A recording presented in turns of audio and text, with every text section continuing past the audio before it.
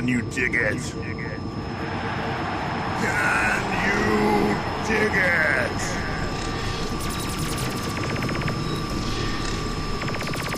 Ladies, gentlemen, friends, foes, lurkers, regulars, GMO people, organic people. Boiler room. Inbound. 5, 4, 3, 2, 1.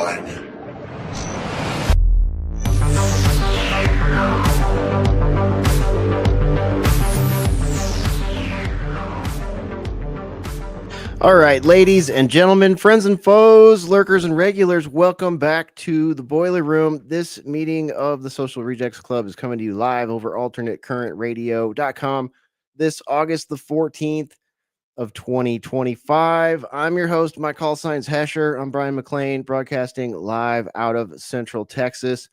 It's wonderful to see some of our friends up there in the comments already on YouTube, on X, on Rumble, and in the Discord. I feel like I should probably go to the Discord. What's going on? Great to see everybody there.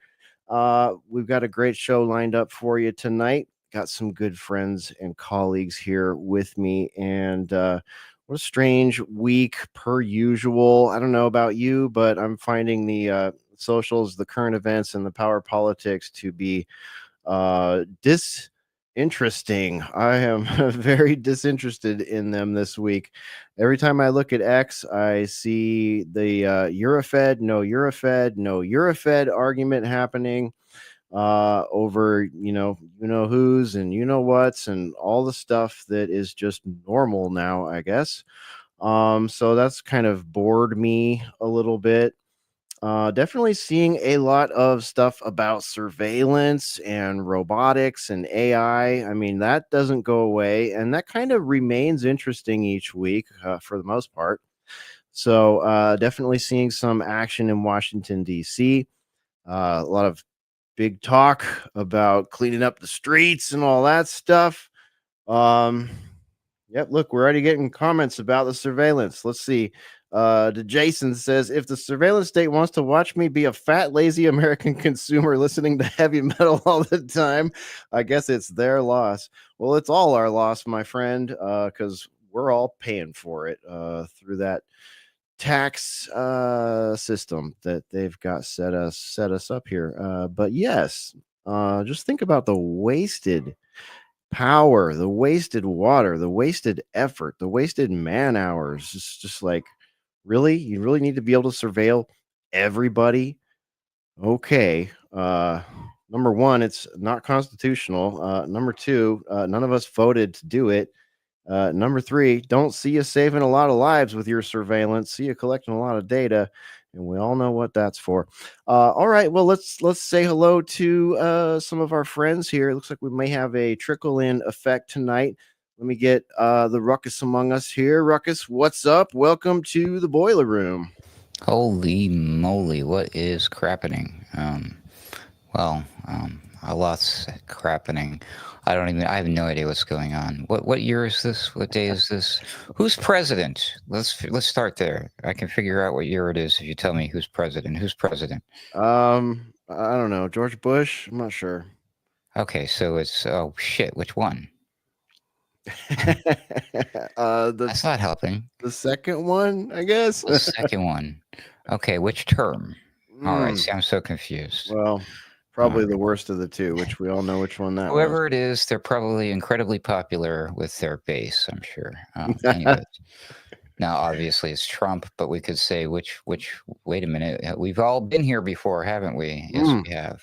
Yeah. So that's what a lot of this feels like. Actually, to be completely honest with you, Hesher, Right. A lot of this feels like haven't we done this before? Is this a replay? Am I sleeping? Am I dreaming?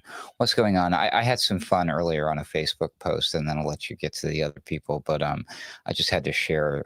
Maybe you understand how I'm feeling about this.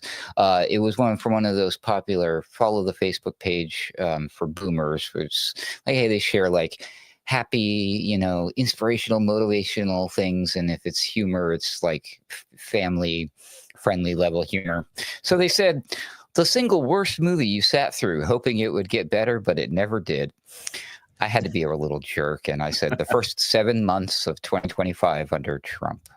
And that's where we are. So anyways, thanks for having me. I'm looking forward to it. We got a bunch of cool peeps to hang out with this evening, some of the regulars and some new familiar faces to some of our audience members, but maybe brand new ones for some of the others. But anyways, thanks again for having me, Asher.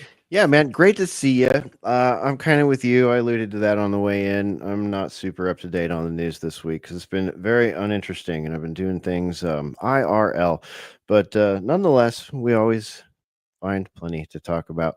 Let's welcome Jay Dyer and Jamie Hanshaw to the stage. What's up, you guys? Hey, what's up, man? Glad to be back with you guys. Sounds like Boiler Room still. That's good news.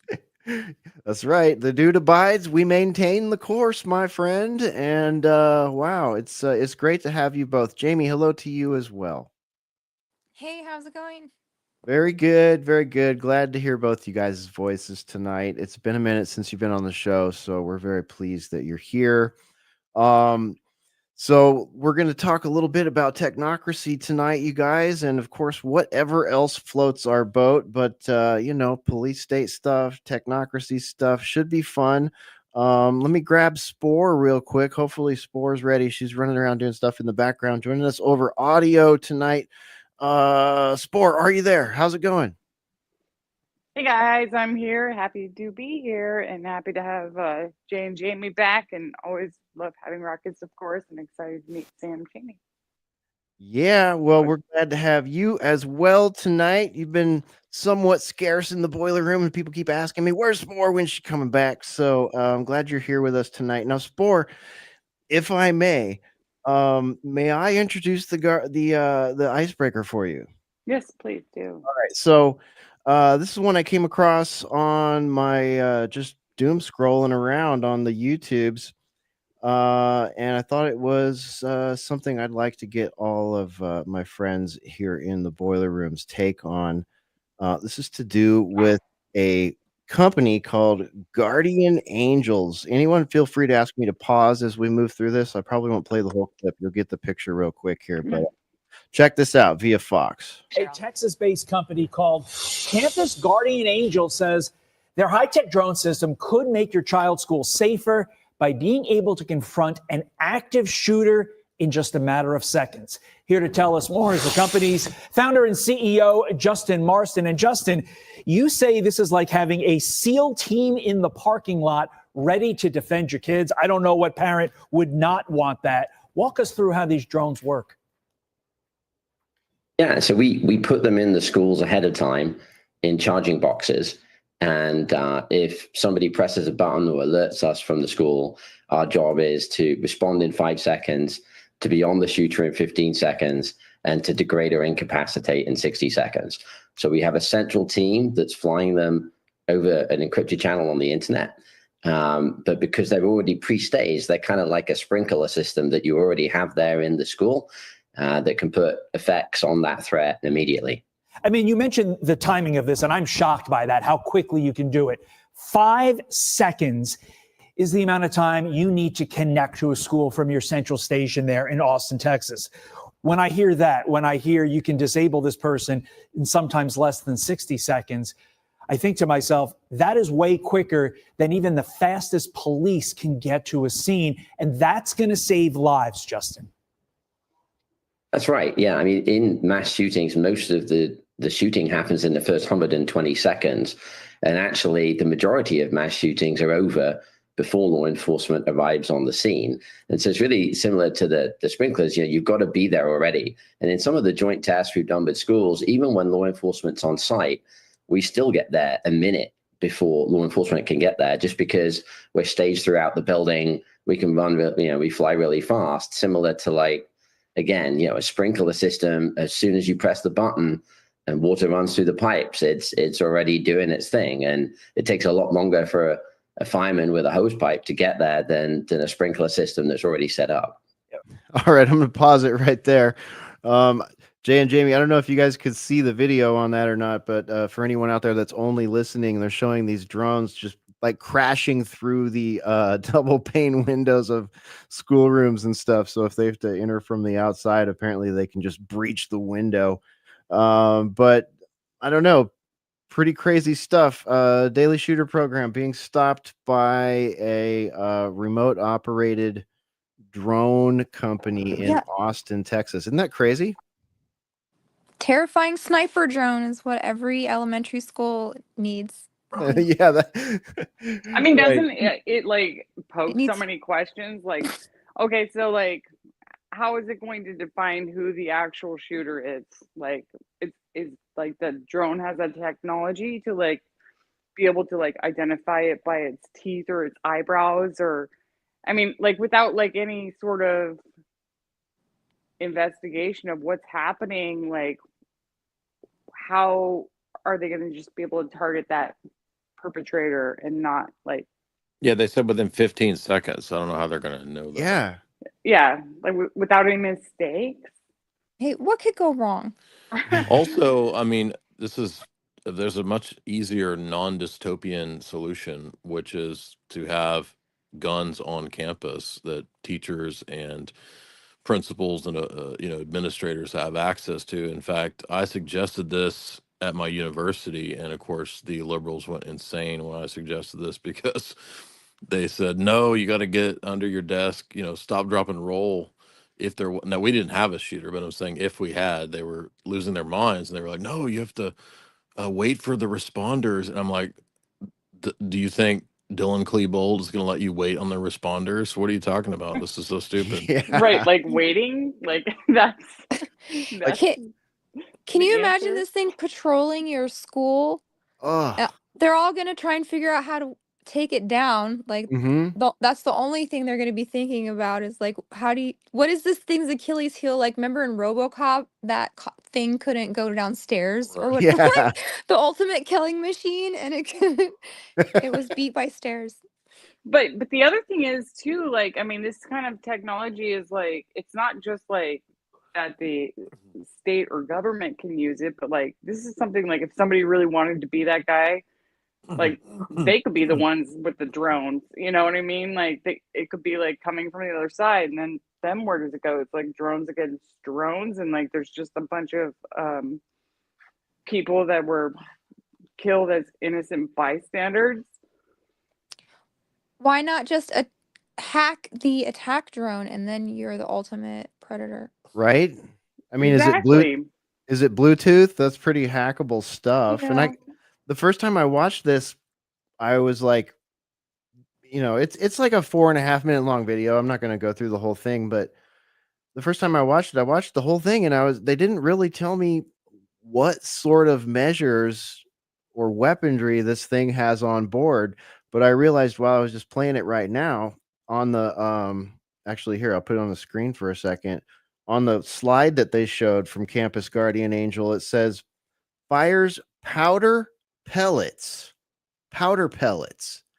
I'm not familiar with what a powder pellet is. It sounds less than lethal though to me.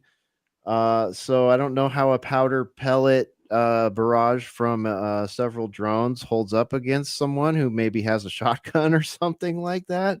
I would need to know more about like how they actually think they would be neutralizing threats to really understand it. But I like Jay's idea. How about just let the teachers carry guns? Baselit Analyzer just joined us. Baze, you missed the video there, but we're talking about this company here in Austin, Texas called Campus Guardian Angel. And what they do is they have a business model where they put a like a black box with several drones in it, and they're equipped with powder pellets that it can shoot at a school shooter or something like that. And it's flown by, I see you shaking your head already. It's flown by people remotely that say they can respond within 5 seconds. Like they've got all these people standing by to like launch the drone from, any school. What do you think? No. Hey, what's up, y'all? Good to see everybody tonight. Sorry, I'm late. I just got back from the gym. Yeah. Trying to lose a pound. Throwing some plates around. Yeah, that's right. Now I've got a personal opinion about this one. None of this is, it's all bullshit. The only thing that is going to do any good with any of this is when you have armed people in the location. And I don't know what other schools are doing, but I know this from personal experience. We have people walking around who are armed, and we have a dedicated team that can show up in about 5 seconds, all with actual assault style weapons, and everyone is armed. And we have people patrolling the school multiple people patrolling the school who are armed all the time, every day. You have to have that. And that's where I am. I don't know about, the average place. I'm in a Title I school. It's, it would qualify to anyone as a dangerous location. I feel quite safe, regardless of any of that. But attack drones are not. That's bullshit. When you're talking about, especially when you're talking about high schools, everything is inside. Everything is in hallways. If you're talking about college, I guess there's open campus. But none of that matters. You have to have people who have weapons around and show of force to do that. But the best stopgap against any of this of this stuff is honestly to have a dedicated culture of civilized people around. And unfortunately, that's very difficult now. And at least we're looking at soft targets, but no. This stuff. I mean, look in the video. Look how big the windows are. The logistical problems of this are huge. The windows in schools are not easily shatterable. And almost none of them open, and almost none of them are that big. The schools, that looks more like it because schools are built by the prison system. It's the same builders now. That looks like a sort of contemporary high school, but it's also too tall. I mean, there's just it just doesn't work. I'm just not seeing it, man. They look like they're made of plastic. First of all, I don't see how plastic is supposed to fly through a school window. I mean, that's kind of the same window you would see, like you said, at a prison or a police station. Yeah, I'll also say this. To get into a school now, it's not like you think it is. It's not like the media portrays it, and it's not like it, even like it was a few years ago. There are a series of locked doors that you go through, including sets of metal detectors and TSA bodies. We have TSA body scanners at our school.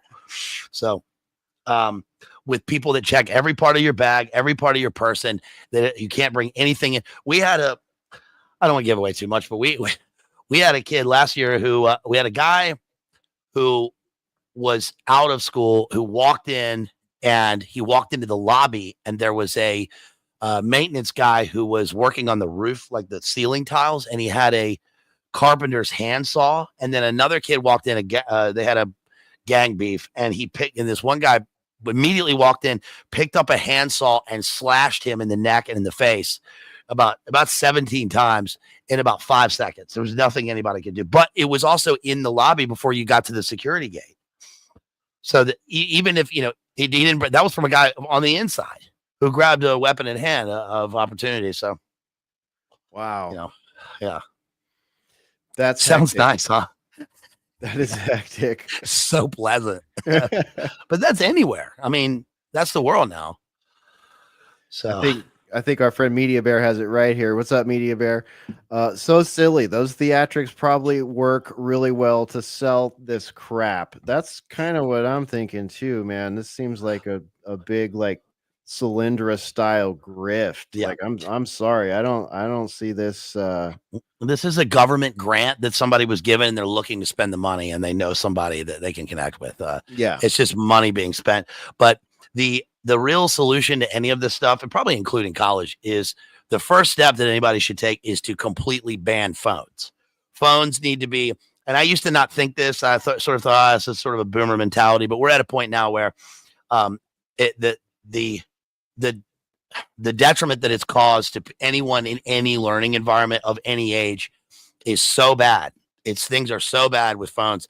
They have to be completely banned, and not even a government ban. They have to be banned on the premises. They can't, any kind of education system needs to be completely low tech. We used to think that it was high tech. We went in the 21st century and we needed the information super highway and everybody was going to be on the internet. And that's not the way it turned out at all. And we need to go probably no tech.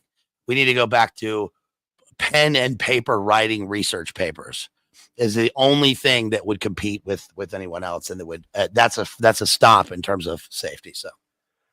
I mean, that could save society, don't you think, Jay? Like, if we just took the tech out of the schools, maybe we could turn all this around. Yeah, absolutely. I totally agree. Like, it sounds radical, but it's such a simple fix. It's just like, no. Just take away the doom scroll, take away the prawn, take away the shopping and the likes, and take away the people be drama. People. Yeah, Yep. the drama. Oh, my gosh.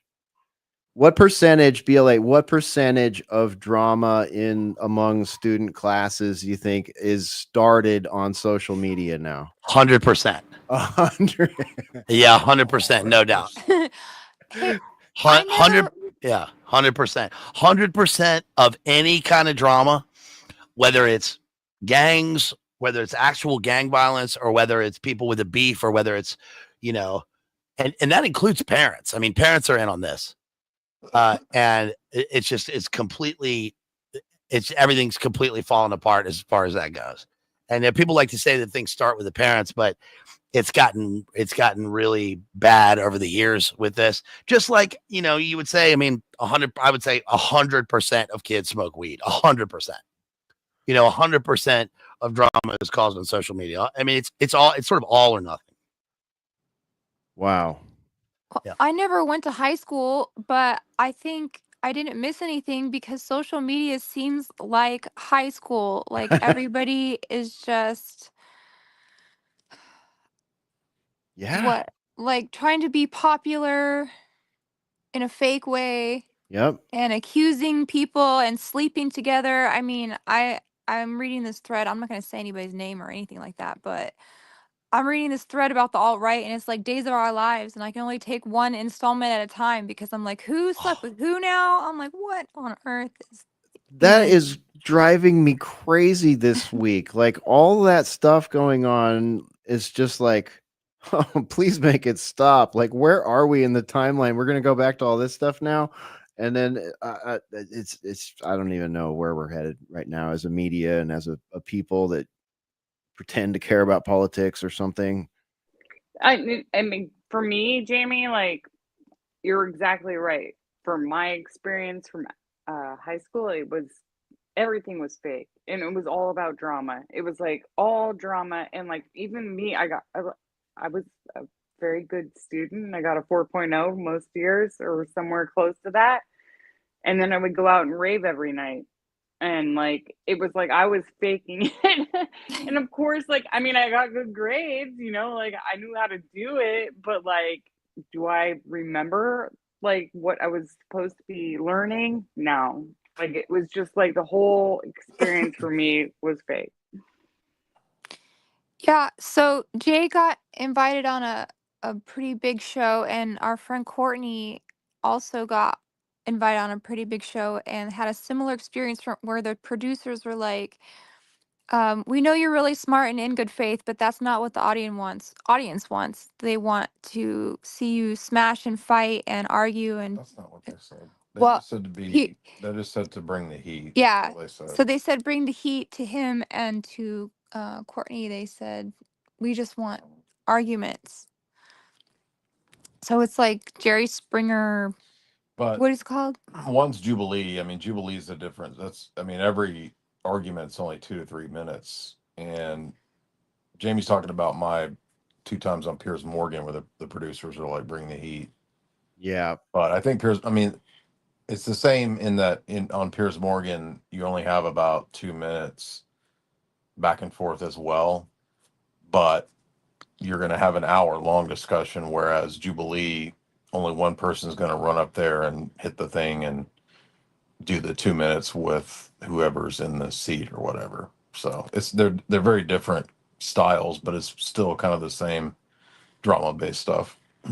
Right. Drama-based mind control. Oh my gosh. I just thought of something. That's I perfect. see what you did there. Yeah. But at the same time, too, it's sort of like people aren't going to change. You know what I mean? Like people watch Jerry Springer, they're going to watch this stuff nowadays. They're never going to change. There's really no point in like expecting that, society's going to be past a drama one day. We're all going to evolve. I mean, we're all going to, it's always going to be this way. Yeah, totally. Yeah. And I think we can all like accept that and like decide how we're going to participate in it. Like I don't affiliate with good friends and family if like there's a bunch of drama there. I think, Personally. like not life is going to bring enough drama on its own to you. You don't have to Yeah. seek it out. So Exactly. But like I will admit I am entertained by this mostly fake drama that they put on TV that they call reality TV. Like Well, I think there you and Jamie are watching a show together, or that's something that Jamie said. And it's like, do you notice any parallels between your drama show and the internet drama show that we're all Yeah. watching? Yeah. there's It's a ton. super meta. Everyone's a fed. Yeah. Yeah. Yeah, and or groomed or in some brought up in some sort of cult. They have like symbols, like it's so crazy. And like the other thing that Jamie, I don't think we've talked about the show Traitors. Are you familiar with that one? Huh. Well, it's kind of like it's a smarter reality show where it's not like a bunch of dumb people like on Love Island where like they're just all hot and dumb and like just do ridiculous stuff. Mhm. But it's like more of a mind game, and it's like it kind of like gives you an idea of like how deceptive people can be Mhm. because they're in like a certain circumstance where they might get a certain amount of money, but you can also like see like just how perceptive like the normal or not normal, I don't know what these people are, but like how not perspective Like they're receptive, sorry, okay, they are to like the brainwashing of the producers, Mhm. and they're willing to like kind of go outside of their morals to accomplish the mission. And it's kind of like diabolical when you get like more involved in watching this crap TV where you see like these people that like I think like a lot of them go out there and like feel like they're going to do like something good, but then you see them get manipulated into doing something that they wouldn't do in their normal life. Yeah, and a lot of the producers are manipulating them behind the scenes Yeah. to get. And exactly. And it's like, I think it's like probably mentally harmful to them. They're getting weird with reality shows and like stretching it. I predict like more extreme um trials that people will have to go through The in Running reality. Man. Yeah. Yeah. Like Mr. Beast was talking about a whole series of game shows, and it was like not Squid Games, but like, as close as you could get to it, Mm-hmm. Well, didn't we have an icebreaker years ago? We were talking about a For the proposed Russian one? show that I was knew you were like gonna Running Yeah. Man or that. something. Yeah. Yeah, that was like in like Sleep Study. 2016 or something like that. We were talking about it was basically Hunger Games. It was a bunch of people in Russia that were put out into the forest, and it was like whoever died first or something like that. And Whoa. it was like not died first. I don't made the first kill. I don't remember. I honestly don't remember. Violence was not off the table. That's all I remember. Hunger Games Battle Royale. Yeah. Yeah, it was like violence and like you may have no clothes and you're literally running through jungle or forests of Russia and I guess looking for truffles or whatever you do there. Yeah, every reality show, just like every movie, is going to be the most dangerous game. Yeah. Pretty much. I mean, they they sort of exaggerated in that Unreal show that you guys are watching, but it's not exaggerated that much, I don't think. Well, It's I mean, like, how do you really know it's exaggerated? I mean, I feel like after watching that, because I'm unashamedly like been watching like Love Island since like 2018. I never watched Bachelor. I mean, there's a lot I don't watch, but like there's certain ones that I'm fascinated by. But like The Real World or nothing. There's a good movie about this. I think it's probably will be closer to the truth than anything. It's from like 2016 with James Franco called Nerve, which is a pretty underrated film. It's a Most Dangerous Game, but it's in a near future with internet trials and games, sort of like a kind of like a popular Hunger Games that you want to be in, with a point system. And it makes sense, like with the popularity of, underground stuff like IP2 or, IRL live, IRL stuff. It makes sense that would be in the near future. A lethal. Yeah. cool. I want to check that out. Yeah, Not now James like Franco. It's Dave Franco. Sorry. Yeah. Dave Franco. okay, yeah, right on. Creative Accidents dug that article up for us. 2016, Russia does the Hunger Games for real in Siberia, but no guns are allowed. so like that means like basically you can attack somebody and like strangle them or stab them or something like that, right? Bash their head in with a rock. That's fine. Yeah.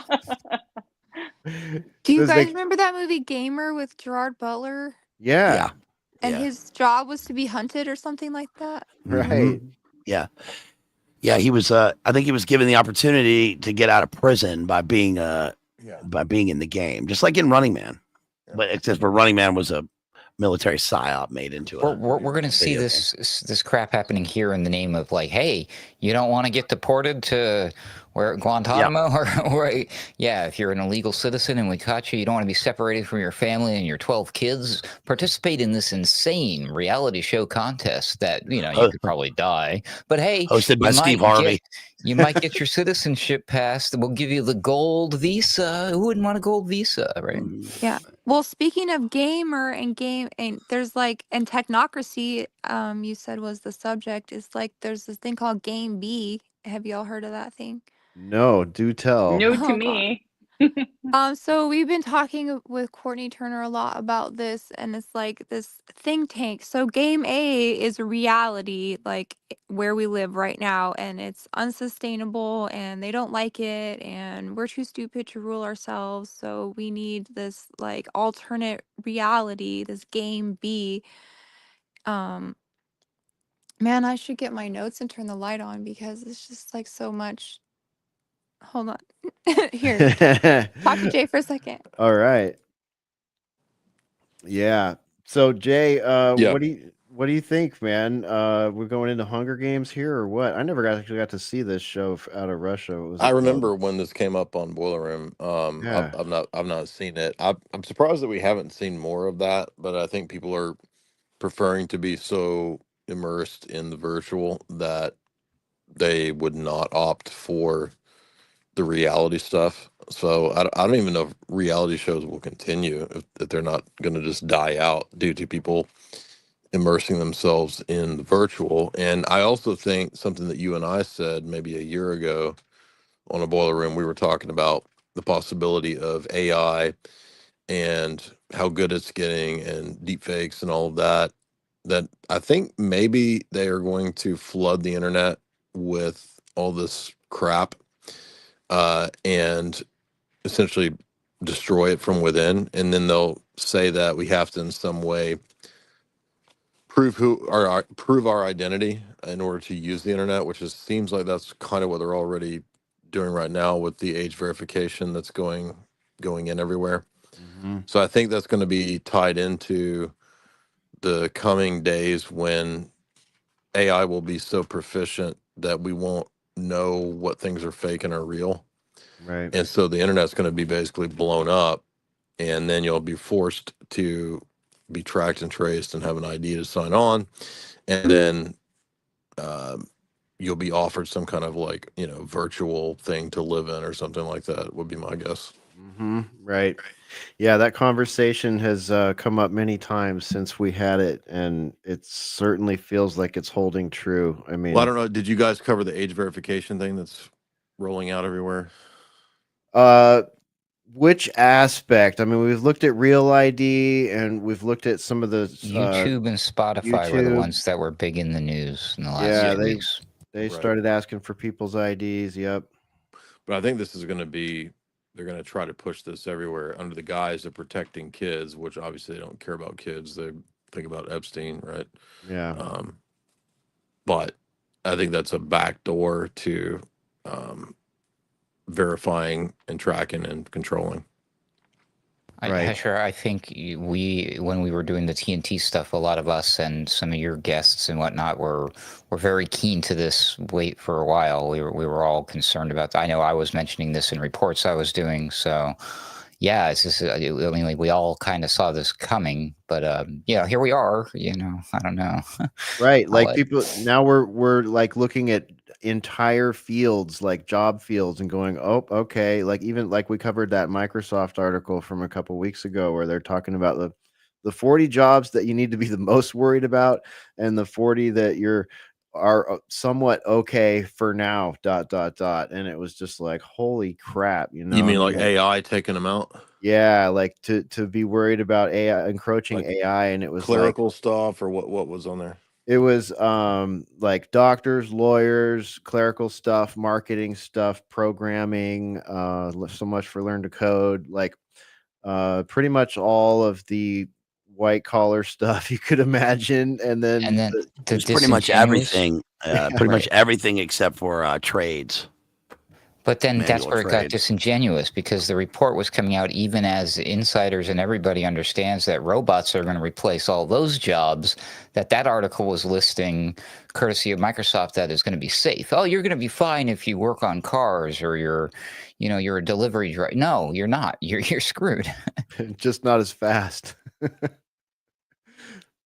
Yeah, I think that's why they taglined it that are safe for now. Is like, okay, for now. And it's like another thing we've kind of been talking about lately is like there seems to be there's always been this like split between the field of robotics and the field of AI, and I feel like that split is sort of like artificially still there when it doesn't belong there, because there's no difference between like a robot with an AI involved or a chat GPT, you know what I mean? Other than the fact that one has a physical presence. So I think that's going to be like a big light switch change when it becomes normalized by this robot with this AI on it. You know what I mean? Like you don't really see that being advertised yet, but it's there.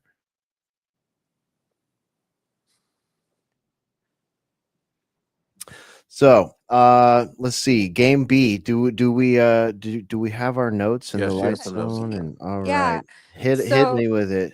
Well, we did a show a couple months ago called Game B and the Dark Enlightenment, talking about these technocrats and think tank bros, and one of well, basically what they're talking about is a techno feudal replacement of what we have now, the democracy. And they want to accelerate the things that would make us go in and change the Constitution or burn it down, basically like a phoenix. So this is like the secret destiny of America kind of plan. And out of the ashes, they want their techno-feudal empire. Right? Of course, they love it.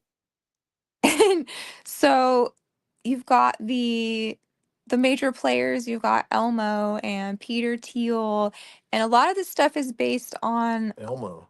Yeah. What? You know who Elmo is. Yeah, but what are you talking about? No. Elon Musk, perhaps? Yeah. Okay, all right. No, Yeah. I thought you were talking about really like Elmo, because Elmo was posting all that Confused. Yeah. hyper-based Elmo shit a got couple weeks hacked? ago. Yeah, Yeah. yeah. I just The first say that- chaos meme is the Elmo Hail Satan meme. Right. So Elon and Teal and all these characters. Yeah. So Ellison. they don't really like live in reality, and they think of things in games because we're just Sims to them. And you know, everything is like me and Ruckus talked about that in that show that we did. Um to them, we are just like little things that you can play with and use Yeah, algorithms. Grimes' song "Player of Games" is about playing games with Elon Musk. Yeah. I know. That's Ooh. right. Yeah. And Palantir, so he's got like almost at least 3 different companies that Yeah. have Lord of the Rings references to And them. Alex Karp has Anduril, who's his cohort. So yeah. So they're kind of like not right in the head What a bunch of about weirdos, like a bunch of D&D reality and nerds. like Yeah, they're fantasy sci-fi nerds yeah. that want to run the world, and they're gonna do it through their, you know, This is D&D world. this is classic Isaac. The nerds are trying to kill us. Yes. And what Yeah. you two have said, Jay and Jamie, about the fact that high IQ does not equate to any kind of goodness or morality It's not virtue, necessarily. right? No. Necessarily.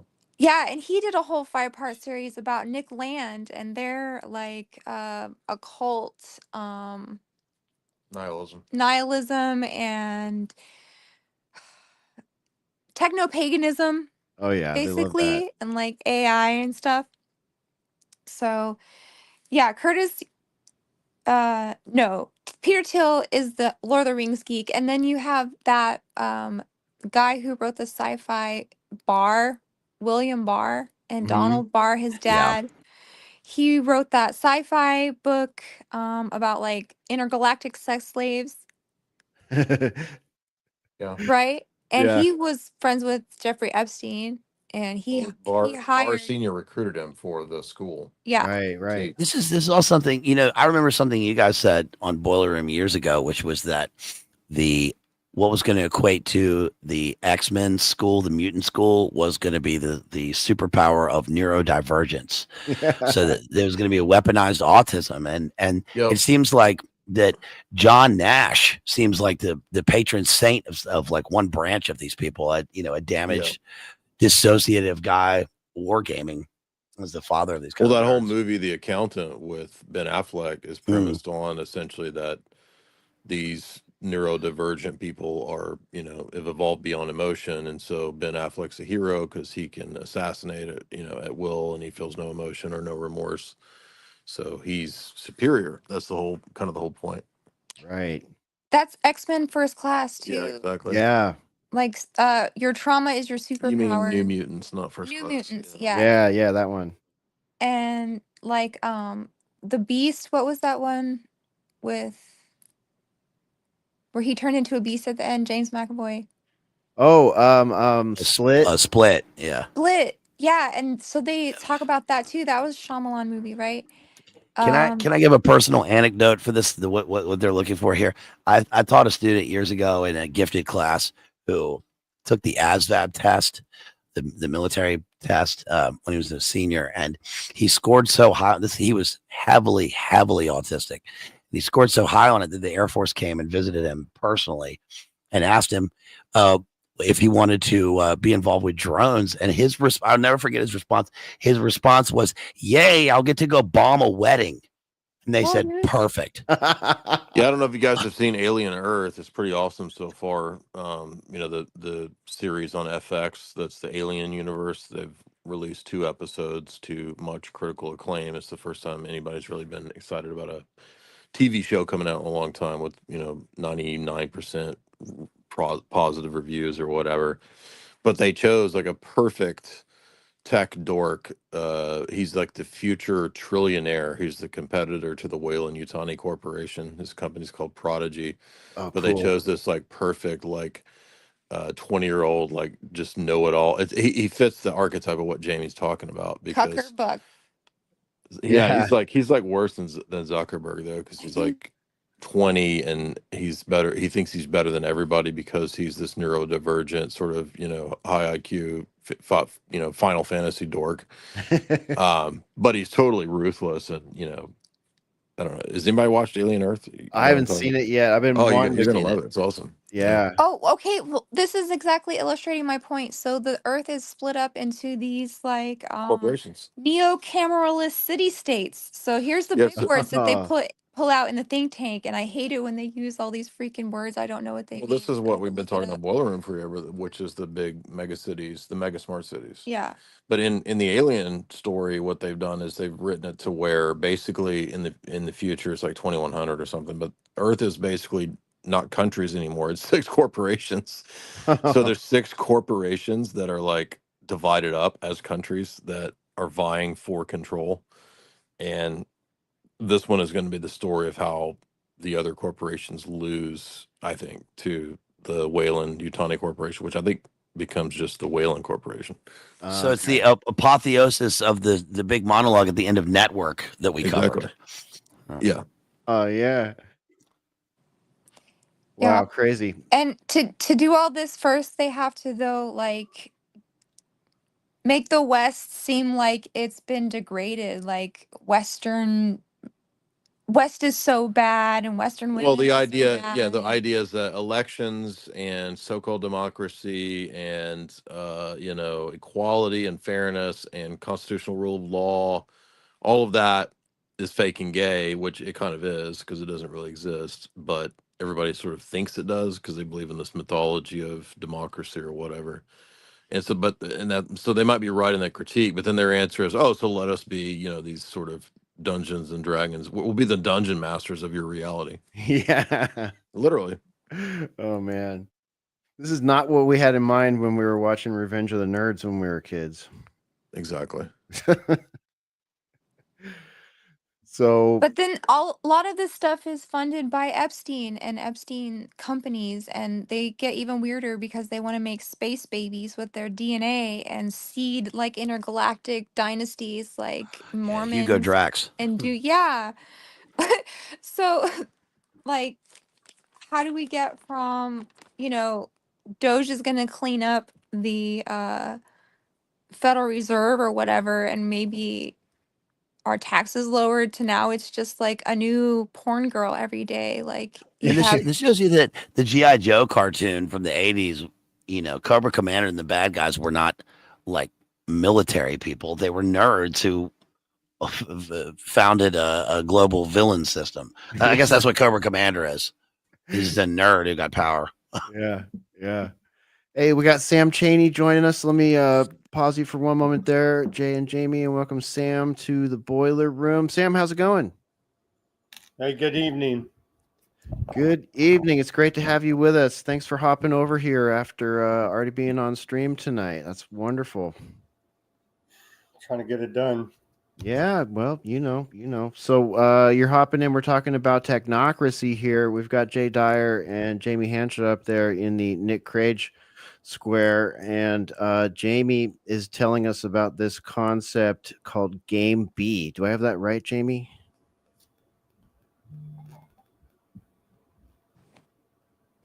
Sorry, I had it muted. Go ahead, Jamie. That's all right. Yeah.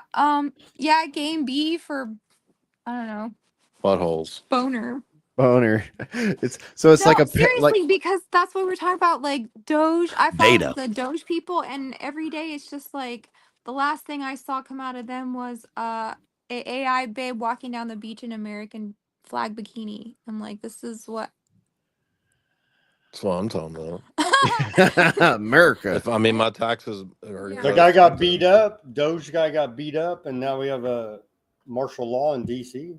Yeah, that's right. I know. The big balls guy, right? And so this could be the beginning of these like different planned Game big balls communities and the neo-cameralist city corporation states with techno kings. Yeah, we're gonna live in Walmart, like I said in my video all the time. Right? Live in the Walmart. Exactly. But don't we want Costco like an idiocracy? Welcome to Costco. I love you. So, it's gonna. How is what you guys are describing any different than it is now? Isn't technically the world already, operationally speaking, and for all intents and purposes, about approximately 6 different corporations acting as countries? Well, very. Is there a large percentage? I was just looking. I mean, we're getting there, but we're not exactly there. Well, okay. Well, listen, Jay. My point is that how many people are employed by the government? Federally speaking, state government, local governments, a large portion of the population actually receives a paycheck from the government. Me. So that's what they work for. I get one. I get one from the city. There you go. See, what the hell? We got a government. We got a government plant on this show. Yeah. Well, teacher.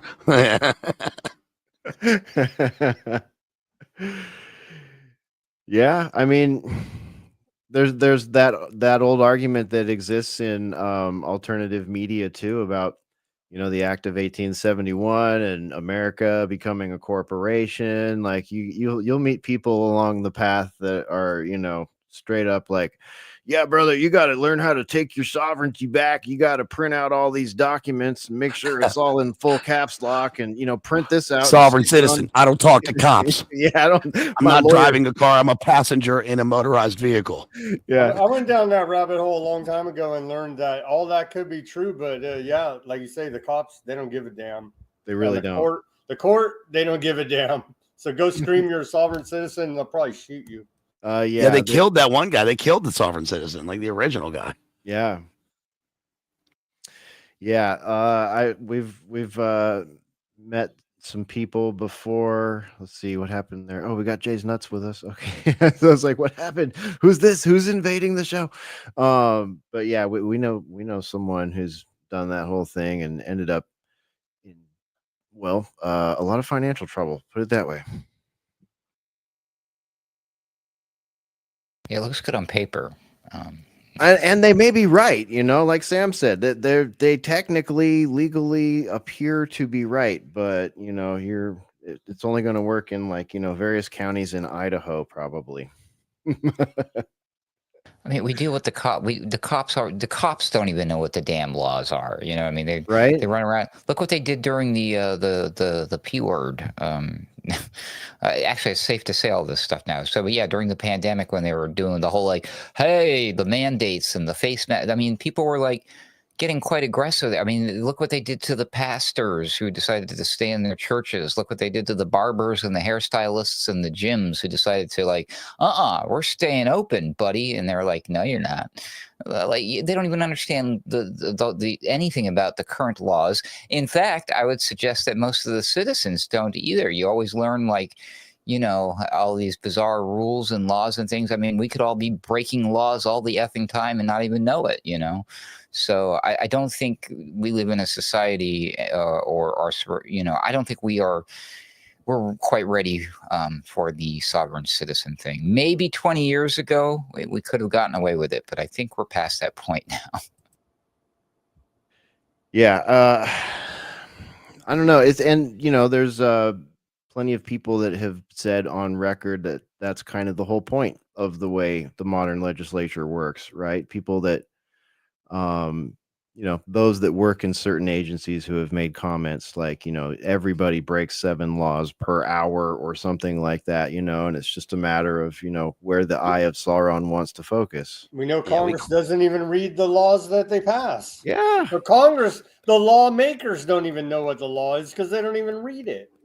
How is that? Across that river after the Big Nine, Yeah. when all the police departments became weaponized with the surplus, and we went from remember when it was like fat NYPD Irish cops who were just like keeping the peace, and it went into complete militarized 9/11, you know, war fighters in your local town.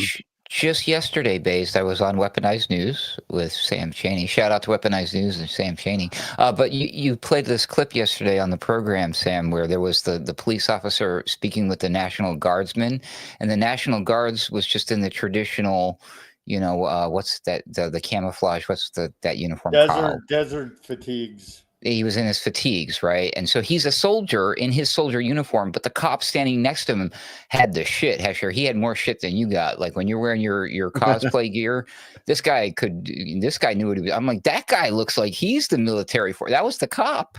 It's crazy.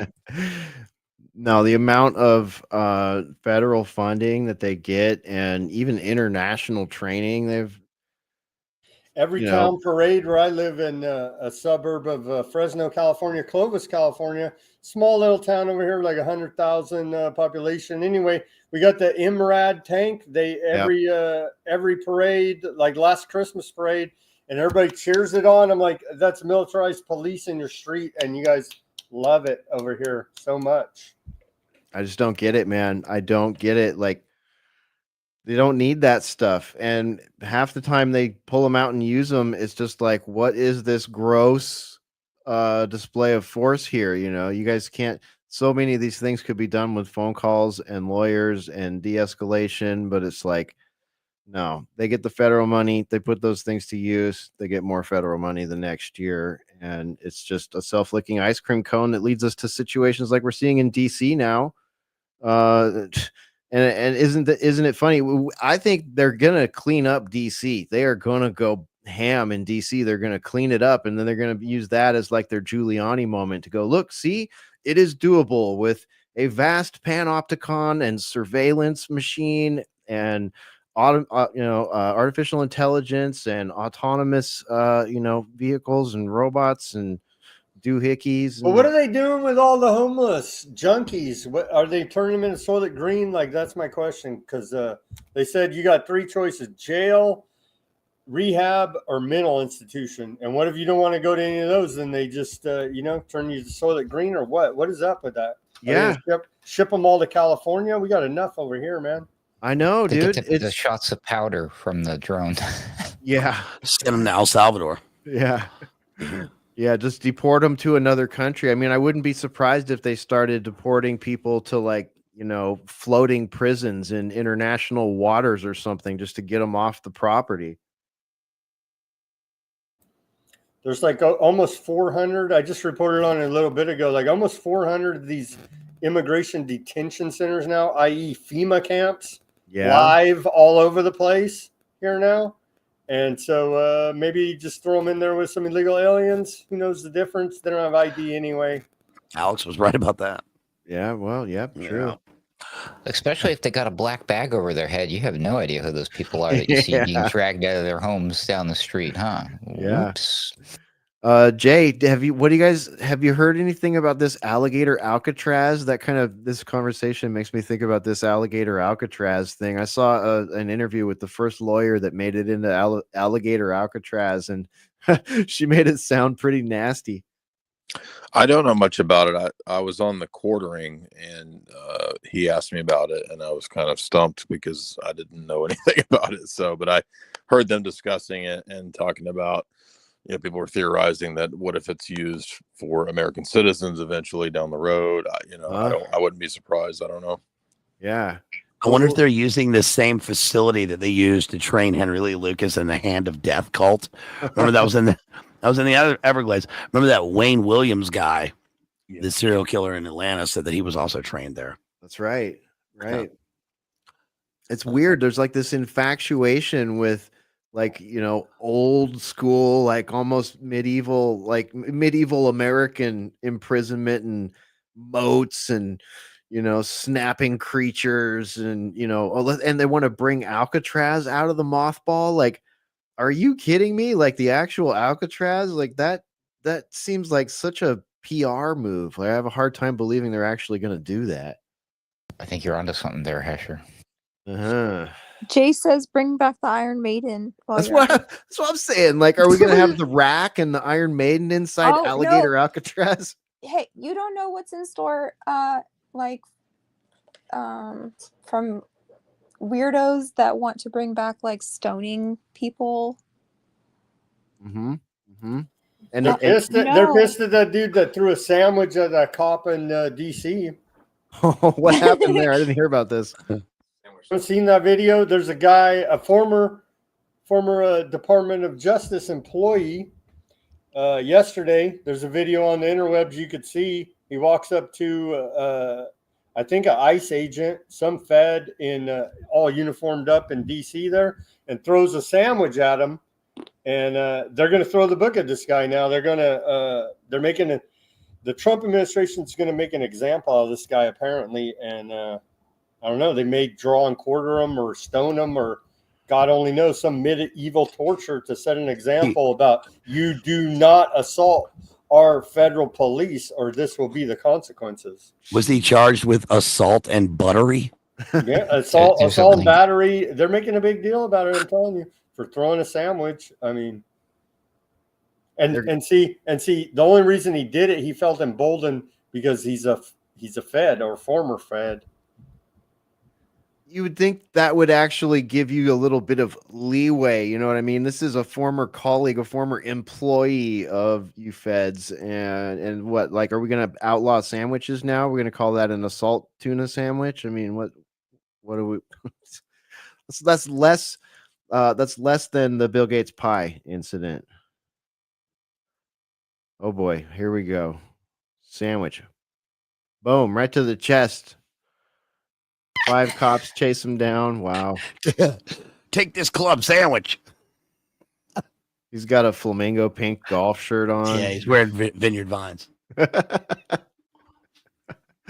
Lots of sandwich, salt, bro. buddy. What an idiot. Right? He looks like don't taste me, bro. Yeah. Yeah, he does. Yeah. Don't sandwich, bro. Don't sandwich me, bro. I immediately thought of you, Hesher, and then of course, and by extension, the Maps boys, because that's why I thought of you, because you took up the sandwich thing in a lot of your conversations as a judge of the economy, how much it costs for a sandwich. And now Patrick Henningsen talks about it too, so it's funny to me. So when I saw the guy throwing a sandwich at the cop, I was like, oh my God, Hesher and Patrick are gonna love this. Right? That guy just paid $20 to projectile that thing. That was a tough decision. I wouldn't do it. I mean, shoot, that's almost as much as going out to the range these days, right? Yeah, more even. That's one round. That's a $20 round. Oh my gosh. So Washington D.C. is going to be a like the Here's my question militarized for you guys: zone? is it going to only last 30 days? Because Trump has already floated the idea of declaring an unlimited emergency, basically national crime emergency. So, I mean, is it going to pull back after 30 days? What do you guys think? Well, he's known for pulling back lately, but this one, I kind of think he's going to leave it that way. I mean, Washington, D.C. itself is an abomination on these 50 states anyways. It doesn't belong here. It's a territory, not a state. So they can kind of do whatever they want there, I suppose, right? And if he says there's an emergency, there's an emergency, you know. Aren't there people ahead in the chain of command of him, like Congress, the mayor, the city council, the police chief, all these people who I guess have failed? Shouldn't they all be shamed into resignation because you had to bring in the National Guard to do their job? It feels like someone in the government locally there needs to seriously be held responsible. We know how that goes with holding the government responsible. Yeah. And the way they're able to pass the blame around, like do a complete 180 on policy and then pass the blame around at the previous administration while the Congress people and the senators, like you said, aren't reading the bills that lead to these policies being enacted in the first fucking place. You know, that just says a lot about representation in this country. It says we have none. There's no time to worry about the problem, and most times even the reaction. It's all about the solution, right? Yeah. Let's just get to the solution. It doesn't matter how we get there. As long as we get there, that's the goal. Listen, I honestly think that he's not going to get very far in his 30 days before the George Floyd, you know what, hits the fan. I guarantee. Look at the way they reacted out in your state there, Sam, over the ICE detention stuff and remember the fires and the burning and the cops all hanging out at the donut shop or we're watching it happen or whatever. So people are going to hit the streets pretty hard in some sort of protest, and it's just going to take one. They're going to tackle somebody. Somebody's going to die. Somebody's going to get hurt. They're going to have the wrong skin color or have the wrong political point of view, voted for the wrong person, came from the wrong country, whatever it's going to be, and it's just going to pop off. And I think we're going to see this. And I believe, and I'm predicting it right now. You will literally see this. We will not only have the National Guards on the streets, we will also have the drones, guaranteed. But I'm calling it right now. We will this year see robots patrolling the streets of America to help keep everybody safe. DARPA Bold dogs. claim.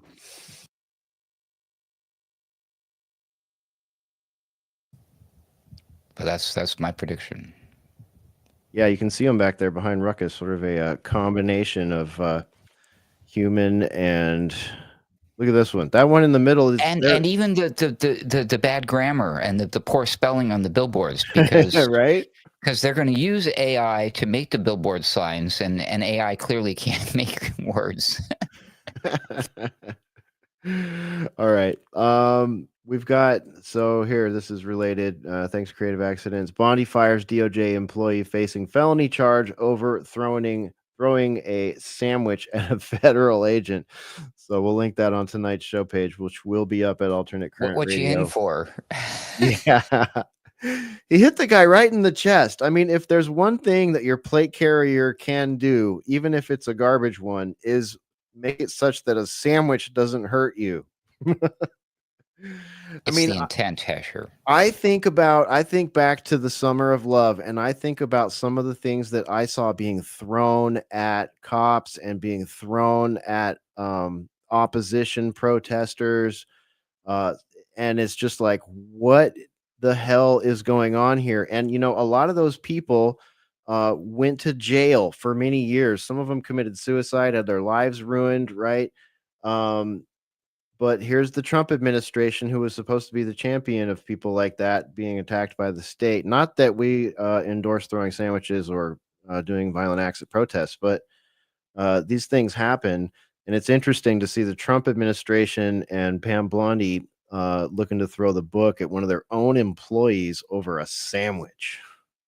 I mean, it's bad, but is it really a felony? I mean, come on, guys. That looked like a misdemeanor. Well, you gotta back the Blues, support the troops. Boston strong.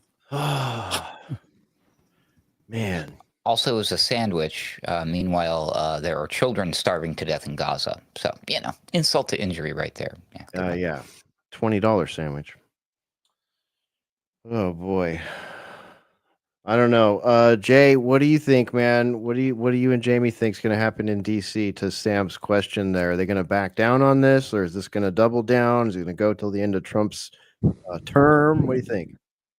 I mean, I haven't really followed the story, honestly. I've been kind of stuck in a couple books and then finishing my book, had to do some revisions on it. But I mean, all I can say is that DC probably needs to be cleaned up.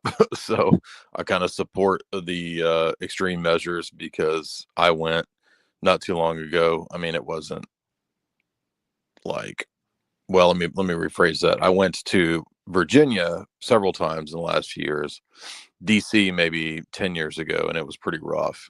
And I heard it only got worse. So I kind of agree with Trump's line of reasoning. Like, if the capital city is a giant garbage bin, then the whole rest, it reflects the rest of the country as a garbage bin. So I have plenty of criticisms of Trump, but I don't have a whole lot of qualms on this one. Like you said, they can kind of do whatever they want in DC. I don't really care about it. Yeah, I plan to be there as little as never as possible. Right. But you're right. It's the carjacking rates there are insane. Like I don't know, but like, well, so I rode the subway from my hotel all the way into town and then back later that day, and I was worried. I'll put it that way. Yeah. And it's one of those disarmed places too, where you're not really allowed to carry anything to defend yourself much. So that makes things a little bit worse. Yeah, fuck that. MTA and DC, fuck that. I'm not going to one of those states.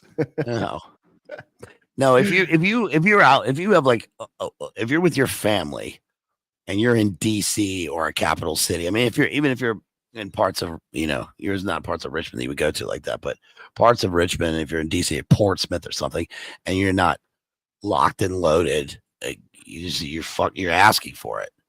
It's a wild world out here. Yeah. Dude, well, isn't that an alternative? Just let them have open carry there and let everybody just fend for themselves, and it'll work itself out eventually. Let it be like the Wild West. Virginia's open carry, so as long as you're right there, you're fine. Okay. All right. The problem is, even in places where it is open carry, you've got a lot of people that have no training, but they know a lot of people that can get them a illegal Glock with a switch on it, which means it can just spray like 30 rounds out of it. And Everybody out here has a switch. Everybody got a switch in the cities, Everybody. man. And it's like they're kids, or in many cases they're people that already don't care if they break the law because they've already done it just by owning it. And see so many of these like ego battles that erupt into somebody breaking one of those out and just spraying it into a crowd of people. There was just one the other night in Oklahoma, I think, actually. And it's freaking sad. And it's like those people, they have regardless of their background, anyone that's carrying those things around and using them in ego battles, or ready to use them in ego battles, is just dangerous. They're just dangerous, and it unfortunately adds a lot of fuel to the fire around the gun thing. But they call it a mass shooting, but really it's like a triple negligent homicide. You know what I mean? Like if they would give the context for a lot of these things, mass shooting here and there, mass shooting, it's just like, wait, no, actually you have a schizophrenic lunatic within, something that's already illegal. The second they put it together, they committed a felony, and then they don't know how to use it in the wrong places for the wrong things, and all of a sudden, it's another mass shooting, deploy the drones. Even if you're in a public, in the daytime, you still have some semblance of order in a lot of places. But it's like when your mother told you that nothing good happens after dark, and it turns out like that she was right in terms of your personal safety. Now, I mean, if you're going out after dark, and even here or in any city, I mean, it's crazy. I pulled into a gas station last year, and when I pulled in, there were people in the gas station window going like this, going like this. And I pulled in, I was like, oh, what's going on here? And then a woman came out waving a gun around. And then everybody cleared out, and then another woman came with a gun, and then I was trying to get out, and a cop blocked me in from behind. It was the school cop who pulled in. It was a cop, and he was like, "What? She got a gun?" And then 40 cops showed up, and then I guess they smoked the woman coming out of the gas station. But that was like at 9:00 at night on like a Tuesday. Yeah. We I had had to pull over in Memphis a couple months ago on the way back from a road trip. I had to go to the bathroom so bad. It was going to be an emergency, or I don't know what was going to happen, but we pulled off on the wrong exit, and I ran into the gas station, and he was like, "Don't get out here." Like, it was really rough. There was a shopping cart blocking the entrance to the bathroom, and the place was filthy, and it was just he was legitimately worried that something might happen. Do you remember that, babe? Do you? Yeah, you pulled in. He remembers. Yeah, trust me, he remembers. Oh yeah, young Dolph was the gas station attendant. Like, yeah. Okay, no bathroom, and I think people were just like stunned to see this like white lady running around from gas station to gas station because there was no bathrooms, like public restrooms. I had to go in Family Dollar, and the first girl wouldn't let me use it, and the second girl was like, "I got you, I'll let you use it." I was like, "Okay, thank you." Do you guys remember like I think it was during 2020 when Philadelphia started arming all the security guards at the gas stations? Yeah. But the problem was that they were the gas station security guards were also like gang guys.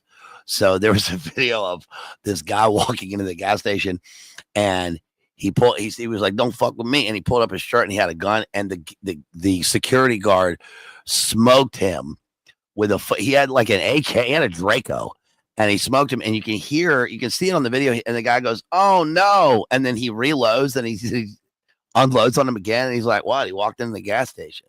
Is that closing hours were 9? Oh my gosh. Did you see the wheelchair one, Hesher? Oh yeah. Wow. Same kind of thing. Yeah. Mm-hmm. Yeah, But that again, one. but nobody wants to talk about the problem. So, I'm just spitballing here with some of my theories and things, and I don't, I'm not taking a stand one way or another with half of this shit. But like saying, obviously it's not a great. We don't live in a world where we could just say yes, everybody could be armed, and that's going to solve the problems. That's wishful thinking, obviously.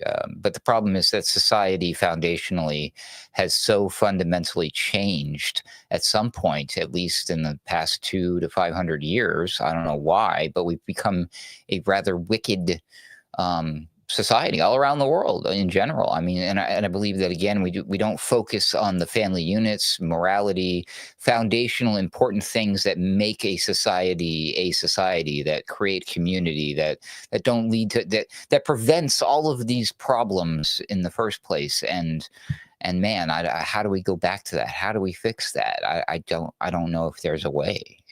We got to ditch the phones, man. It's like Baze said earlier, disallow everybody to have the freaking internet and phones. Well, I mean, so basically, I mean, the best thing that could happen is the ultimate, what we used to fear all the time. Oh, an EMP is going to turn off all the internets and the powers. That might actually be a damn good thing. Maybe it would. To the question earlier, where would all the homeless people and the fentanyl zombies go? CBS News, thanks Creative once again, at CBS News says West Palm Beach playing Baby Shark on a loop to drive homeless people away. So maybe that's the simple, just play Baby Shark to do over and over and over again. But then you drive everyone away, don't you? I mean, I would run with the homeless people to get away from that. They were doing that at a McDonald's in Nashville one night too. Yeah, classical music. Yeah, classical music. Right. It was driving them away. I guess Baby Shark works too. I don't know, man.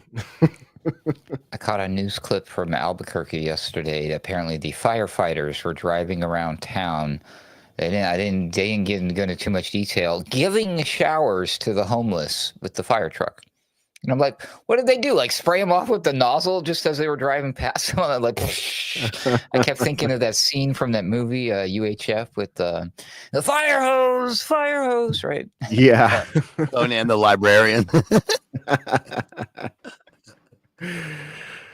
Oh my gosh. Good flick. Here's a random one. Radioactive wasp nests have been found near former nuclear weapons production site. Wow, sweet. Maybe we'll get like spurgy superhero people getting bit by radioactive wasps and getting actual superpowers. That'd be neat. You've heard of the Bill Gates mosquitoes and ticks, right? Oh yeah. So Tick Man. Yep. Expect I've been bitten by Bill Gates Mosquito Man. Tick Man, Wasp Man, Spider-Man, Mosquito Man, yeah. right. Yeah. Great. Not the X-Men we deserve. Wow. Yeah, so what do we got so far? We got drones, grifting drones in schools to stop daily shooter programs. We got sandwich throwing. See, this is why we were having a hard time finding articles this week. The news is just so ridiculous. And then you get into the power politics stuff, and it's just like, get me out of here. This is awful. Oh, and did you hear what happened with the Epstein files? The part where they don't exist? That's right. They still haven't done jack shit with the Epstein Yeah, files. right. Anyways, just wanted to point that out. I believe the correct answer is what Epstein files. Yeah. What that guy? I love the comment that Obama and Hillary Clinton are going to jail. Yeah. So we're good. I'm gonna just hold my breath and see if I turn purple before that one happens. I mean, of all the times I've held my breath, this one's. How about gonna be selling super that fun. Martha's Vineyard house to Lex Wexner? Wait, They did that. He bought it. Obama's house. Obama's house went to Yeah. oh my gosh. Yeah, he bought it. The one where the chef drowned. Wow. You're kidding me, right? Yeah. No, I'm not kidding. Wow. Well, it is 2025. All right. Yeah. Well, I'm glad you mentioned that because I was about to say I love how on Sunday Wire Patrick was like, did any of us vote for Jeffrey Epstein for president? Because it certainly feels like we're in the Epstein administration here. more. John, speaking of Patrick Henningsen and Sunday Wire, John McGuire in the YouTube chat asks, is Alaska a psyop? Because that's the other big news, is that Trump is he's gonna end the war tomorrow. He's meeting. They're doing some meetings with the Poots, right? It would have never happened, Ruckus, if you would have voted in 2020 for him. It's all my fault. But if you are curious about that, John, check out what Patrick Henningsen had to say about that already on ukcolumn.org, on Midweek Wire, and on last week's Sunday Wire. And I bet you he's going to be talking about it on Sunday. So tune in to Sunday Wire to find out more. Yeah. But no spoiler alert, the war is not going to end. I saw Putin talking about it. That's all I needed to know. I was like, oh yeah, he's they got a plan here. I've also been watching Patrick Lancaster reports from the front, and Ukrainian front lines are just getting smashed right now. They're having to move backwards. So yeah, good luck there in Alaska. I'm gonna go with PSYOP on that one. I mean, it's real. It's going to happen, but nothing's going to come of it. Yeah. Maybe someone will throw a sandwich at somebody somewhere and it'll start an international incident. World War III began with the flinging of a Subway sandwich. Flinging sandwich, a couple mean tweets, a couple truth socials, boom. Nuclear fallout. Knowing Trump, it'll be a Big Mac or something like that, right? Yeah. Yeah. How many Ukrainians? It'll be a Wendy's with that new purple sludge dipping sauce. Have you seen that? Oh yeah, dude. Yeah, they got that new purple sludge. It's like remind me of it's Halloween flavored. Futurama, like Slurm. Yeah. It's a bit early for Halloween, isn't it? We just had this conversation with someone yesterday. If you go to Buc-ee's, apparently it's not too early for Halloween. They've got everything out, but it seems a little early for me. How many Ukrainians are even left? Yeah. How many Ukrainians are left? How many Palestinians are left? These are good questions. And the numbers that we see are large as far as how many are not left, as far as how many have been killed. So it's huge numbers. It's huge numbers. And I mean, they're kidnapping people, conscripting people into, putting black bags on their heads and throwing them in vans and stuff like that. I mean, hey, wait a minute. I think I just figured out a solution to our problem here in America with all these excess bodies, people who are here suddenly and we don't know what to do with them.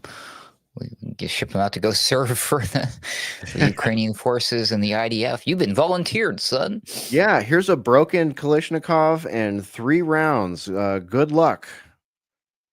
Good luck. Or you can stay here and here's a sandwich. Good luck. Yeah. Oh, and this one too. Yeah. And yet you see videos of clubs in Kiev rocking. I know. Isn't that strange? Isn't that bizarre to just like have all this stuff going on in that, it's a huge country, but then you look at Kiev or like social media accounts from Kiev and it's like, same old crap. Same old crap. Right? Yeah, really weird. Really weird. I wonder how they do their selection, like how that actually works. Because a lot of those like city dwellers, they don't get black bagged and thrown in vans. You know what I mean? Like, is there a certain like, I don't know, regions or groups of people or something like that that are convenient? Or a social media post that you like, right? Yeah. Let's see here. What YouTube else? video that you saw? Yeah. All right, Baze, you dropped me a couple links. What do you got here? One is just a link to okay. Lex Wexner, Epstein. All right, cool. Bringing some receipts here.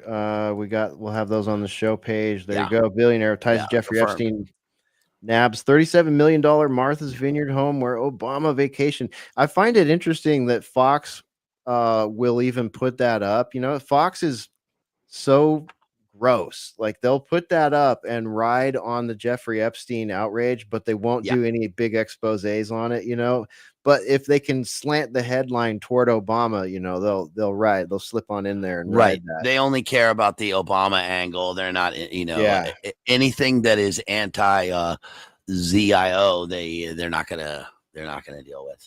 Right. But that story seems like a meme. It seems like a bullshit post, but I first saw it on realtor.com.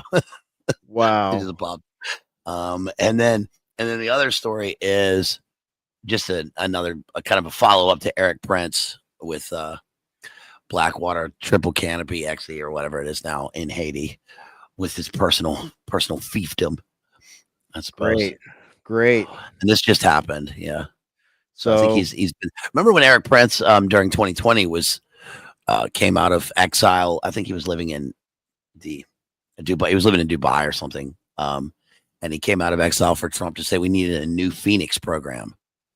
That was his headlining catchphrase. And now I guess he's gone to Haiti to use this as some sort of war game. So Haiti's a perfect place for that kind of stuff, man. Thanks to the Clintons and their cohort, that place has just been ruined. I remember also in 2020 when the president of Haiti was assassinated. That had something to do with IMF loans, like refusal for that, and then they replaced him with that guy. That was at the same time as they caught those Green Berets trying to do a coup in Venezuela. There's all this stuff happening. This seems to be par for the course for Trump. He loves this, these sort of paramilitary activities, which is unusual because, I think Jay pointed out years ago that, it's typical for a Democratic presidency to have war, the wartime activities sort of are on the domestic front or with drones. And then the Republican presidencies usually deal with an outright overt invasion. And so this is something different for Trump under the sort of populist tag, but nevertheless, the military industrial complex is finding their way. It's kind of like a game B. An option B, plan B. Are they going to give, how about this question? Because they're pumping the propaganda. Are they going to give Trump the Nobel Peace Prize? They claim today that he has stopped 7 world conflicts in his first 200 days. But by the way, he's bombed 5 countries as well. But do you see him getting the Nobel Peace Prize? Well, that's interesting because the latest one was the peace between Armenia and Azerbaijan, which got a lot of fanfare for the day and then kind of disappeared. But it perfectly mimics the Bond film with not tomorrow, not Die Another Day. What is it? It's the one where there's the Baku pipeline with Pierce Brosnan. Jay will remember this one. It deals with the Baku pipeline. So there's a pipeline deal that's going right between there. Something to do with the oil pipeline. He said world is not enough. Yeah, that's it. It's the one with Christmas Jones. I thought Christmas only comes once a year. Yeah. Oh man. Yeah, I've seen him touting that. Like I've been trying to keep an eye on some of those claims, So you're campaigning for Trump to win the Nobel Peace Prize? Oh my gosh. I guess to get right to the question, I don't know. I don't think so. I kind of don't think so. I would be a little bit surprised, but at the same time, I doubt it. Yeah. I don't know. Remember when Obama got it before day one of the presidency? Yeah, Obama got it just for getting elected, and then he did more drone campaigns than anybody. Yeah, I don't know, man. What do you think, Ruckus? Can Trump get the? Could he realistically achieve the Nobel Peace Prize? Let us not forget that Alfred Nobel, who is the namesake of the Nobel Peace Prize, established such a thing because a local newspaper or something accidentally reported that he had died, and pretty much the whole world celebrated his death, even though he wasn't dead. So he was alive to see how people felt about him after they learned that the guy was gone. TNT. He was the inventor of dynamite. They called him the Merchant of Death, and he was not a very well-liked man, and he certainly was not someone who was associated with the word peace. So he was a very clever bit of marketing there by now everybody, when they think Nobel, peace, yeah. And then Trump, he runs around calling himself the peace president. So I think, all things considered, he's 100% eligible.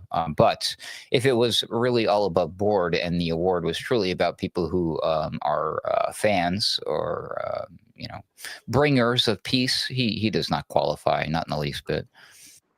I'm trying to think of a world leader who might. If None. We're above board, and I'm coming up with nothing. No. Maybe JFK if he had survived his the thing that happened. Yeah, whatever that was. Guess we get to speculate. Yeah, they on gave it. it to. Don't know, but because it's on a desk somewhere next to the Epstein files. So it doesn't exist then, you're telling me?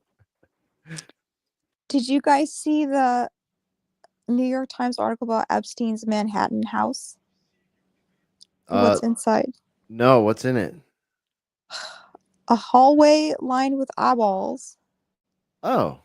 A bride on a rope, like a sculpture, copper sculpture. Yeah, of a satanic bride. art. Yeah.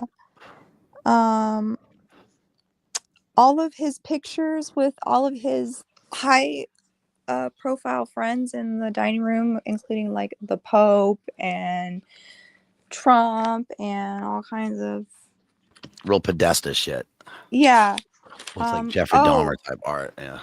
A first edition Lolita. Oh. Copy of Lolita. Of course. Yeah. So. Oh boy. No paintings of Bill Clinton in Monica's dress though. No. But it was like that. That was he had that. That was real. Yeah. That was who had that? Was that Podesta? Mm-hmm. Okay. I thought that was Epstein. I think Epstein had that in his office. Yeah. Oh, okay. All right. But it is real satanic, real Podesta type shit. Podesta's art was even worse though. That I remember what his looked like now. Their artwork looks like the drawings that Maria Farmer made. I mean, it looks exactly like it. Looks exactly like that. Interesting thing about the eyeballs. That reminds me of Joseph Mengele, the angel of death. Who did you know? Joseph Mengele when he showed up with his Red Cross passport and the rat line, that he had a suitcase full of eyeballs. Ew. That he checked. Whoa. Oh. It's not funny. I just threw that in there. Here's the list. Pope John Paul II, Mick Jagger, Fidel Castro, Bill Clinton, Larry Summers, Richard Branson, Steve Bannon, Bill Gates, Trump and Melania. It was a picture of him and Ghislaine and Trump and Melania, and Ghislaine is cropped out. Multiple Steve Bannon selfies throughout the house. So, yeah. Are we going to see the Steve Bannon allegedly, whatever, 15, 20 hours of Epstein interview that he has somewhere on the shelf? Yeah. Where's all that stuff? How come none of that's come to light yet? And what happened with Ghislaine? Did Ghislaine get some kind of work furlough or something like that? Or isn't she out now? Yeah, I heard something. Hearing rumors. So you thought we would get justice, but now all the cockroaches are getting out. Yep. And all we have is AI girlfriend and boyfriend from Twitter. Have you seen the new Annie and Valentine? No, I have not seen Annie and Valentine yet. Yes, you have. So Annie is the innovation that we got instead of the Doge in the finances. When they left and got kicked out, they went to remember her now. Okay, yeah. AI, and we got this like anime character, which it's not even avant-garde. It's like something we've all seen before a million times. And so she is the new AI companion that is supposed to, replace women in your life. And then for the girls, you get Valentine, and he looks like some kind of Twilight cartoon, like comic book cartoon. And he's named after this sci-fi novel, Stranger in a Strange Land by Robert Heinlein, who was like OTO and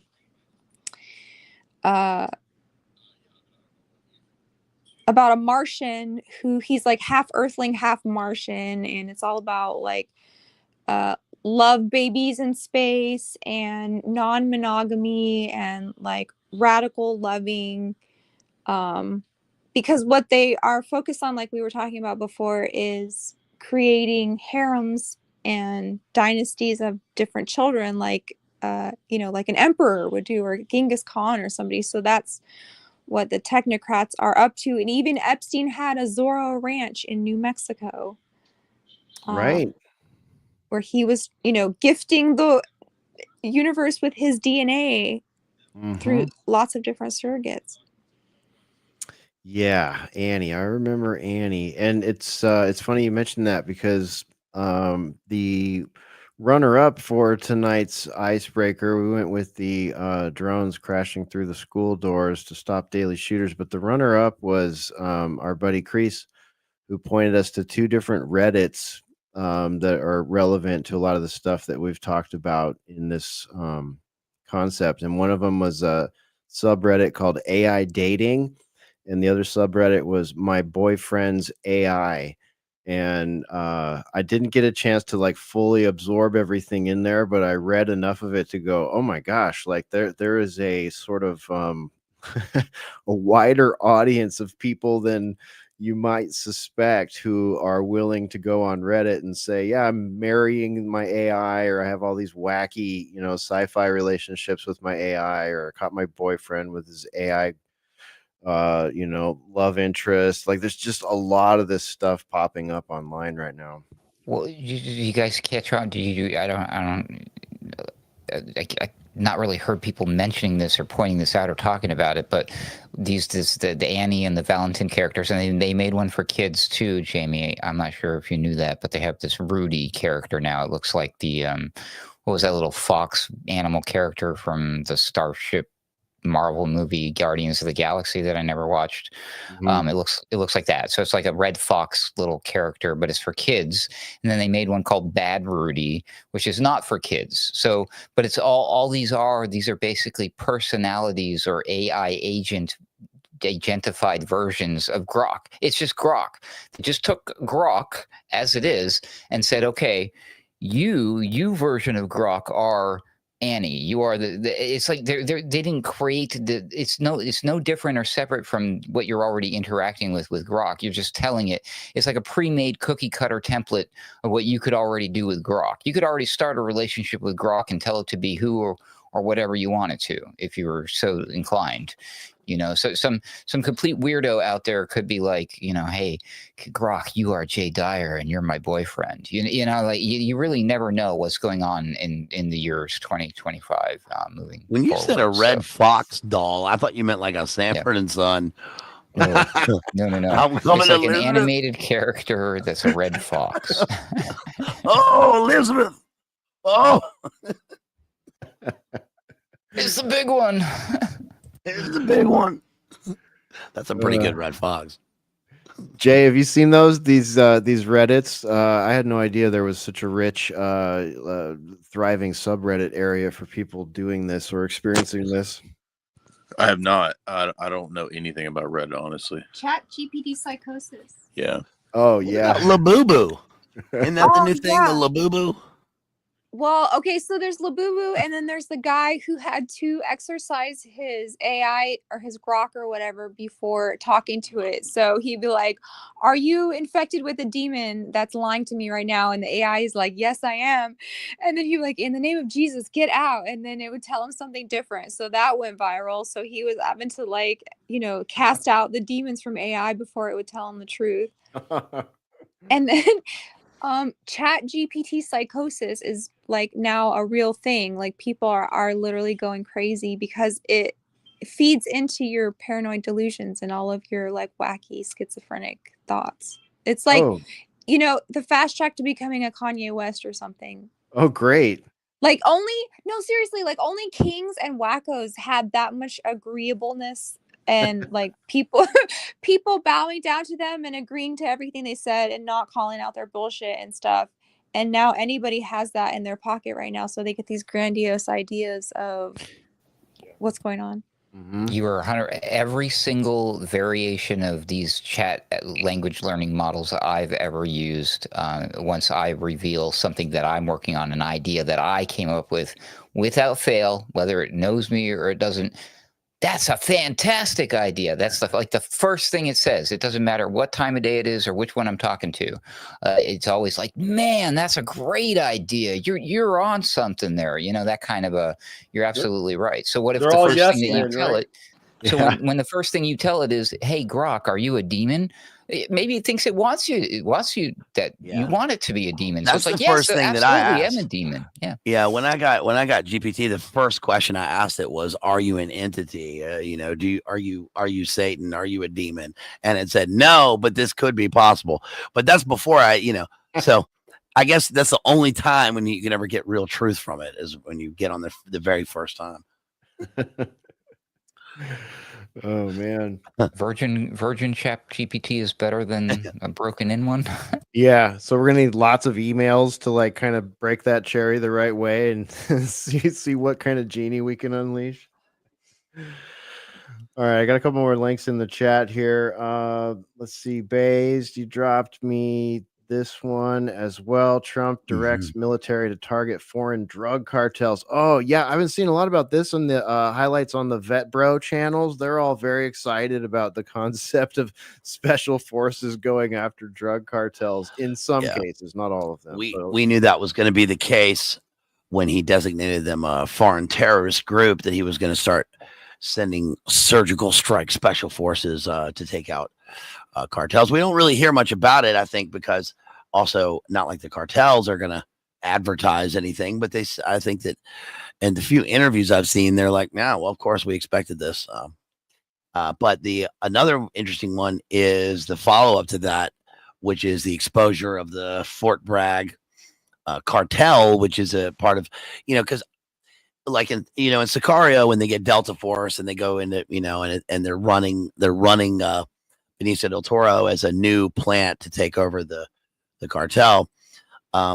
This is sort of par for the course that a lot of these guys at Special Forces, especially Green Berets out of Fort Bragg, which has been renamed back to Fort Bragg, are also involved in high profile for the group, I guess, but high.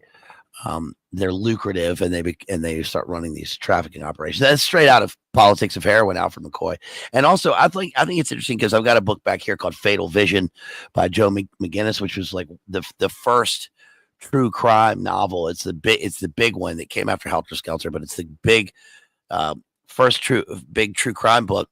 It's about 700 pages on the murders that occurred at Fort Bragg with the Green Beret killer, and involved in that were allegations of trafficking, human trafficking, and Satanism. Of course, Ted Gunderson was part of that whole thing and latched himself onto it.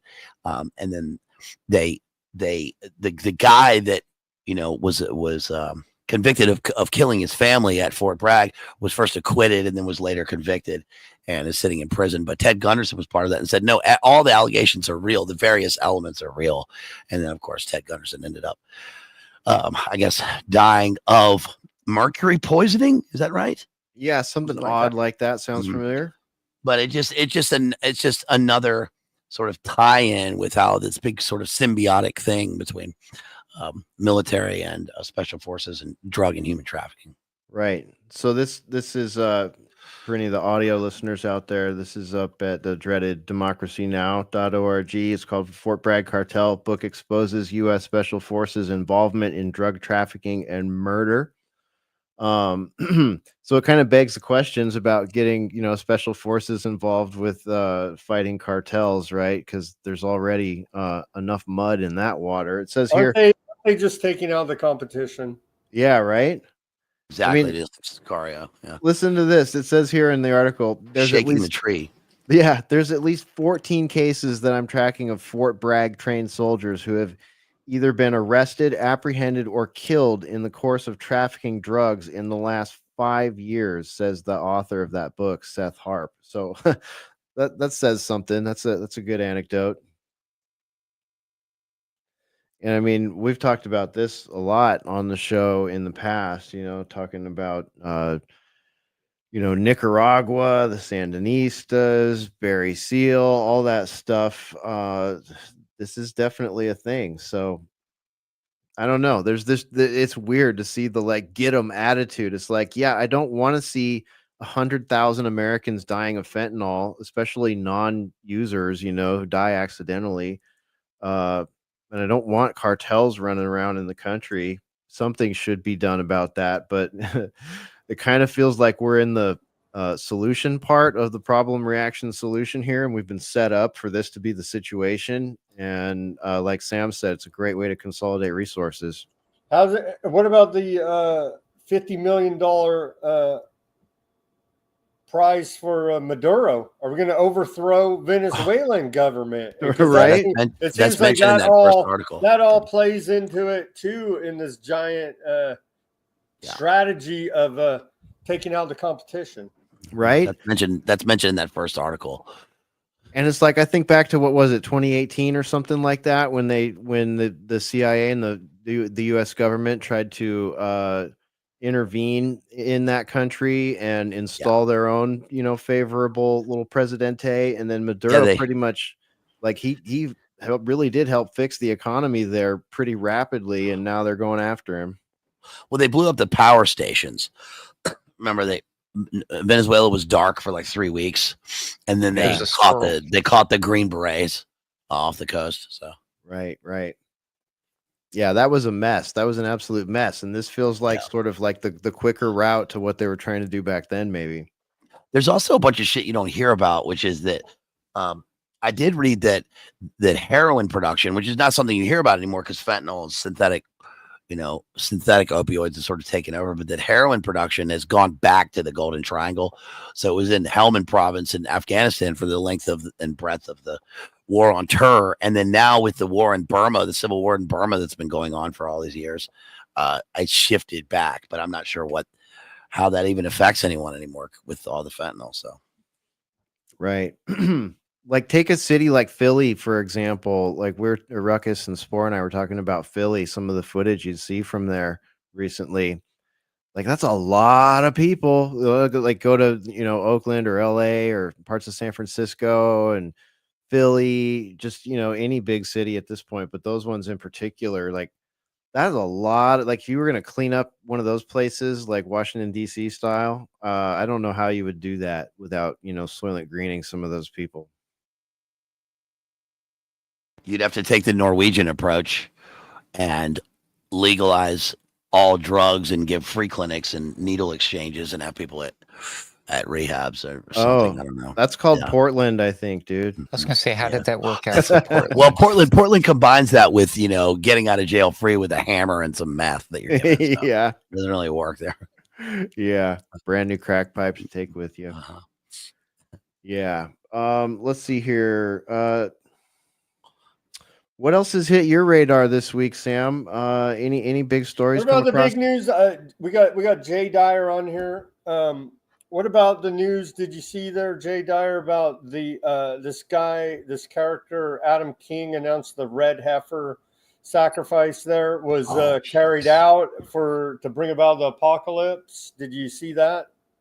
Yeah, I don't put a whole lot of stock in that because I've been hearing about that since the 90s. Evangelicals love to kind of go crazy with that because I think it's going to signify the rapture and all that nonsense. So I saw other people commenting that they had just begun some more preparations. They hadn't actually done it yet. So that guy was actually wrong.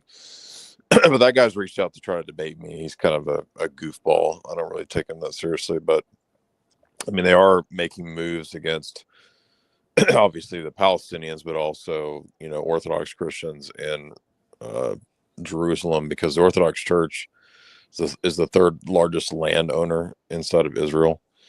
So they're like freezing the Jerusalem Patriarch's bank account, and they had attacked a monastery in Jericho. So I think the Israeli government or the Zionists are making moves not just against like Muslims and Palestinians, but I think they want to make it, a straight up Jewish state. So they want to get rid of all these other people. Yeah. The IDF, they destroyed the last Orthodox church in Palestine, I think, a couple weeks back, didn't they? There've been several bombings, and there was one, and then I think in Syria there was one that was destroyed too. Yeah, and they're going after him in Syria, and they're going after him in Ukraine as well. Oh yeah, absolutely. Yeah, that says a lot. Journalists too, of course. We're like, it's a shocking number of journalists who have been targeted in their homes along with their families in all these places. Every single one of these places we just mentioned, that's ongoing. Oh, and I should point out, I guess this happened too since the last Boiler Room, and it's related to all of these topics we've been talking about, including Grok. Grok had another incident. Well, Grok seems to be having trouble lately, but there was a more recent incident. This one was very notable, where Grok lost its verified check mark, and it went to like little Facebook jail on Twitter, whatever they call it there. It got in trouble. Grok got in trouble. What did Grok get in trouble for? Oh, well, apparently it referred to what was happening in Gaza as a genocide, and it got shut down. Grok got put in timeout. Yep. And like the world sat on its edge of its chair for 30 seconds until it got its check mark back and they fixed the problem. And Grok came back and proudly announced that he's based again and he's going to tell the truth and he's no holds barred, not going to pull any punches when it comes to talking about Israel or genocide. And I'm like, well, yeah, interesting timing, because the whole world feels that way right about now, right? Isn't that where we're at? Isn't that what we've been talking about now for how long now, Hesher? The noticing. How long have we been talking about this, Sam? The noticing, right? Here we are. Mm-hmm. Yeah. Yeah, some really interesting goings-ons with Grok. I guess GPT-5 is out now too, relatively recently. So seeing a lot of changes in that. It's interesting to watch how much of an improvement is in each of these upgrades. Grok may be the most interesting though, because it has all this. People really pound Grok right now inside of there. They ask it some very pointy questions, and it's interesting to watch. That's for sure. Where it goes, I don't know. How it's like it. Okay, this is creepy to say this. I want to preface this, but it does feel very omnipresent on the platform, even though each individual instance of Grok has no idea what the other individual instance of Grok is talking about. You can almost feel like overwhelmingly impressed by like, oh my God, right now there's like how many like hundreds, thousands of people talking to Grok all at once. And so even though they're not talking to the same entity, it feels that way and or looks that way, which creates this false God idolization kind of thing going on there. But holy moly, X is a hot mess. Kids, stay away from X. If you don't have an X account, and if I ever told you in the past to get one, I'm sorry. Don't do that. Don't do it. But if you have one, follow Ruckus. Yes, absolutely. If you already have one and you're not following us, what the hell are you doing?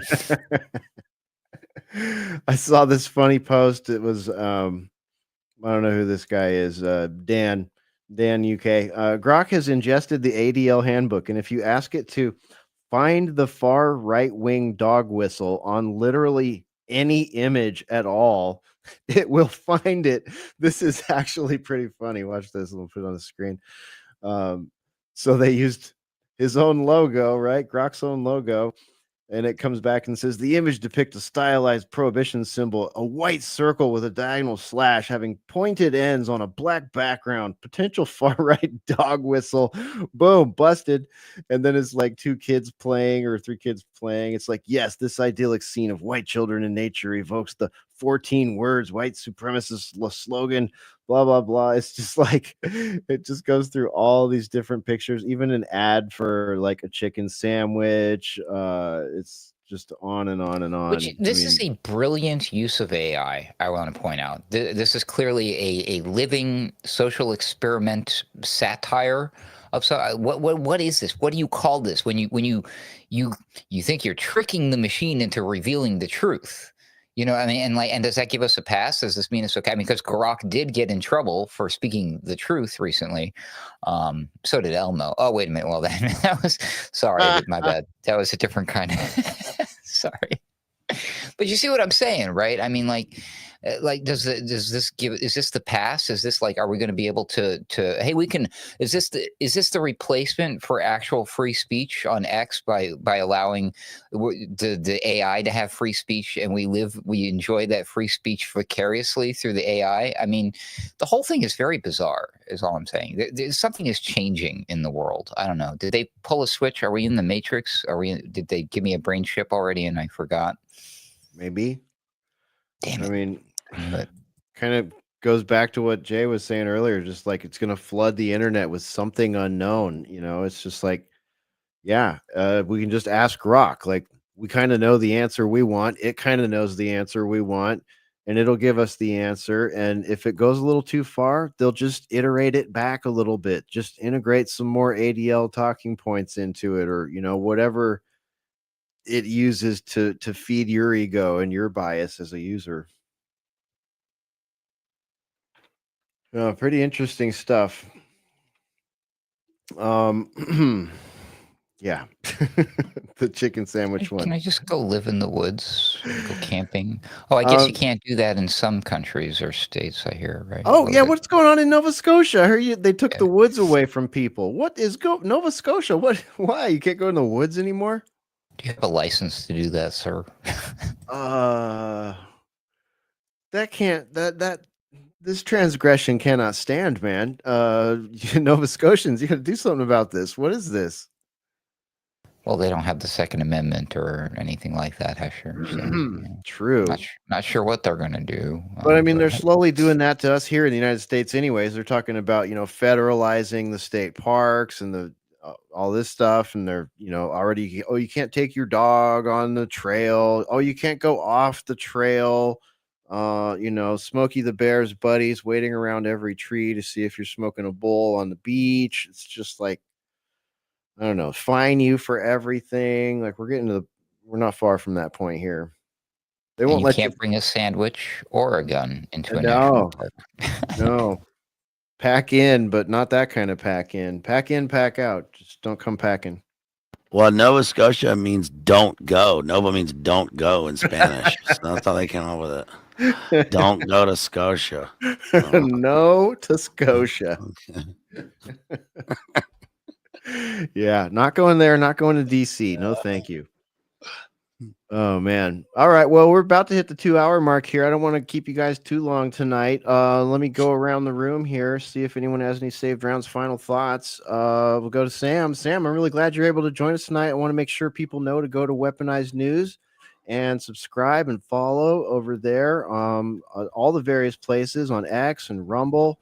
And anywhere else you want to shout out, Sam, and let people know where they can find Weaponized News and what time you're live. For whatever it's worth, shadow banned everywhere, throttled, whatever you call it. My big comeback, I was banned off the internet for the medical intervention period for cyberbullying the World Health Organization, according to Google. What a hero. And anyway, trying to build these channels back up for whatever it's worth. All the channels now, I self-censor on the YouTube. You got to over there, Facebook, they don't, I guess you can say whatever you want. You're just shadow banned into oblivion. All the other ones, I don't know, Substack, maybe, I don't know. Feels like I don't trust any of it. Who knows? But yeah, all your search Weaponized News live stream Monday through Friday, 5 p.m. Pacific, 8 Eastern time. Trying to make some sense of all this. The whole government are criminals, every last one of them. And there's no political solution. So don't mean to blackpill anybody, but I do believe that if at the local level, if you raise enough fuss, you can change things. I covered a story, I think yesterday, about the flock cameras, and people have pushed back against these surveillance cameras in their local communities and raised a bunch of hell at their city councils, and have got them to not put them up or not fund them. And so maybe it's probably the only hope we have is at the local level. And even there, I'm very cynical, because I've done all that. Went to the city council, the county board of supervisors, their resources board, all these people, and literally they just laugh in your face. And not just me, a group of concerned citizens. You know what I mean? about issues such as forest fires, surveillance, pollution, these type of issues. And most of the time they literally just laugh in your face. But again, I don't want to be, as the kids say, black-pilled and say that there's still a chance at the local level to organize and push back the surveillance police state the technocracy that we're speeding toward here now. Yeah, well said, my friend. I'm with you on that. The power politics have devolved into something that is not of America, that's for sure. It's of PR flunkies and authoritarians and power-hungry nerds who want to destroy everything that is good. So it was great having you with us here tonight, Sam. We'll look forward to having you back on again. Thanks for doing everything that you do and joining us tonight. Thank you, gentlemen. All right. Thanks, There Sam. goes Sam. Over to Jay and Jamie. You guys, thanks for joining us tonight. Over to you for any saved rounds, final thoughts. Let everybody know what you're up to, where to find you, what to look for. Yeah, thank you. Yeah, I'm just live streaming on YouTube, and you guys can get Esther Hollywood 3 at the shop at my website, and I'll be doing some upcoming debates and doing some speaking events, and you can follow all that information over on Twitter. Speaking event early September in Virginia. I'll be there. All right. Mm-hmm. Nice. All right. Jamie, thanks so much. Jamie, any final thoughts before you got to jump out here? Yeah, next up, over on YouTube for me, we've got mystery schools and how they correlate with current cults of personality. Cool. Mystery schools and micro cults, digital idolatry, what do you want to call it? That, and then we have moon landing hoax coming up with the guys from PsyOps Cinema on YouTube, and we have another show about the Dark Enlightenment and Epstein technocracy with Courtney coming up, so look for those things. Right on. Well, I'm really glad you guys were able to join us once again, Jamie, and we'll look forward to having you back on again real soon. You guys have a great weekend, okay? Yeah. Thank you. Peace. All right. Thanks, guys. There goes Jay and Jamie. Based, over to you, man. Save rounds, final thoughts. Where can people find you? What can we look forward to next? Yeah, you can find me at Baselit Analyzer at YouTube. Also, follow me on Instagram. I've been working on editing. I'm about to put a book up on Amazon. It's a book of my book of poetry. It's on the Third Reich, Imperial Rome, and the Troubles in Northern Ireland. That'll be up pretty soon. I've got a wedding coming up in less than 2 months. I've been teaching a class on film and literature, which has been sharpening my film skills, my film analysis skills. We just covered Point Break, which is the greatest film of all time. And there's a lot going on. I'll be at the event in early September where Jay is speaking in Virginia. And also, just to end us on a positive post here, you know, some people make it. I think I shared with some of you guys that one of my kids got the opening. He caught the opening kickoff for the last Patriots game. It was his first professional game, and he ran 100 yards for a touchdown. That was his first play in the NFL. Travion Henderson is one of mine. So, you know, you work hard, you can make it. His last high school game was a state championship. His last college game was the national championship, and now he's in the NFL with a $16 million contract. So good for him. So amazing. You can make it. Amazing. Yeah, I saw your post on Instagram about that. It just gave me chills. That was completely awesome. Yeah. So congratulations to him, his family, all his friends, those of you that were involved in all that, including you, man. All right. Hey, it was great having you with us tonight. We'll look forward to doing this again real soon. There goes Baselit Analyzer punching out. All right, Ruckus, over to you. Saved rounds, final thoughts, my friend. My final thought is, and I know when people, they hate hearing this, but I'm going to say, I'm going to be that guy.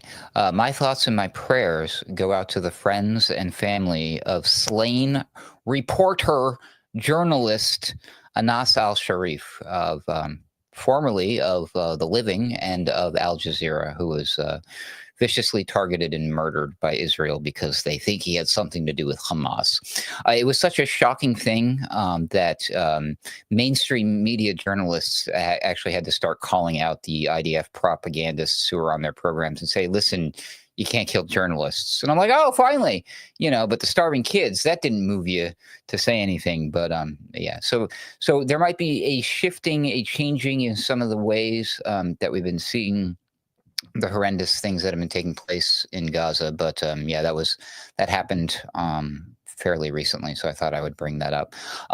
But anyways, I didn't want to leave everybody on a sour note, but holy smokes, the media, nobody talks about this shit. We need to talk about this stuff. It's important. I'm sure we'll be talking about it on Sunday Wire this weekend with Patrick Henningsen. Until then, thanks for having me, Hesher. As always, it was good to speak with Spore and to see my friend and colleague Sam Chaney on here with us, and Jay and Jamie and Baselit Analyzer and all of the fine people in all the chats. I love you guys and gals so very much. May God bless each and every one of you, and may God save this republic. Ruckus out. All right. Thanks, Ruckus. I think that's it. Spore, you feel free to weigh in if just remove myself from the stage. Yeah, we're going to get out of here. Thanks for joining us tonight for this live broadcast here in the Boiler Room. We had a couple people reach out and put some money into the donation jar towards our shift over. We're going to move to a new podcasting, audio podcasting app, which does support video also. So we have been asking for anyone who wants to jump in and make sure that happens quickly to throw something in our donation jar, the swear jar, which can be found at alternatecurrentradio.com. And that's in the upper menu, in the hamburger menu. And this show will have a show page up there in that menu as well under Boiler Room. And we'll put all the reference links up there for you so you can watch back, listen back, do your own research, follow some of the links if you're so inclined. That's it. We'll see you for Sunday Wire, and we'll see you again next week here in the Boiler Room. And I hope you have a great weekend. See you next time. That's it. Go ahead and run. Run home and cry to mama.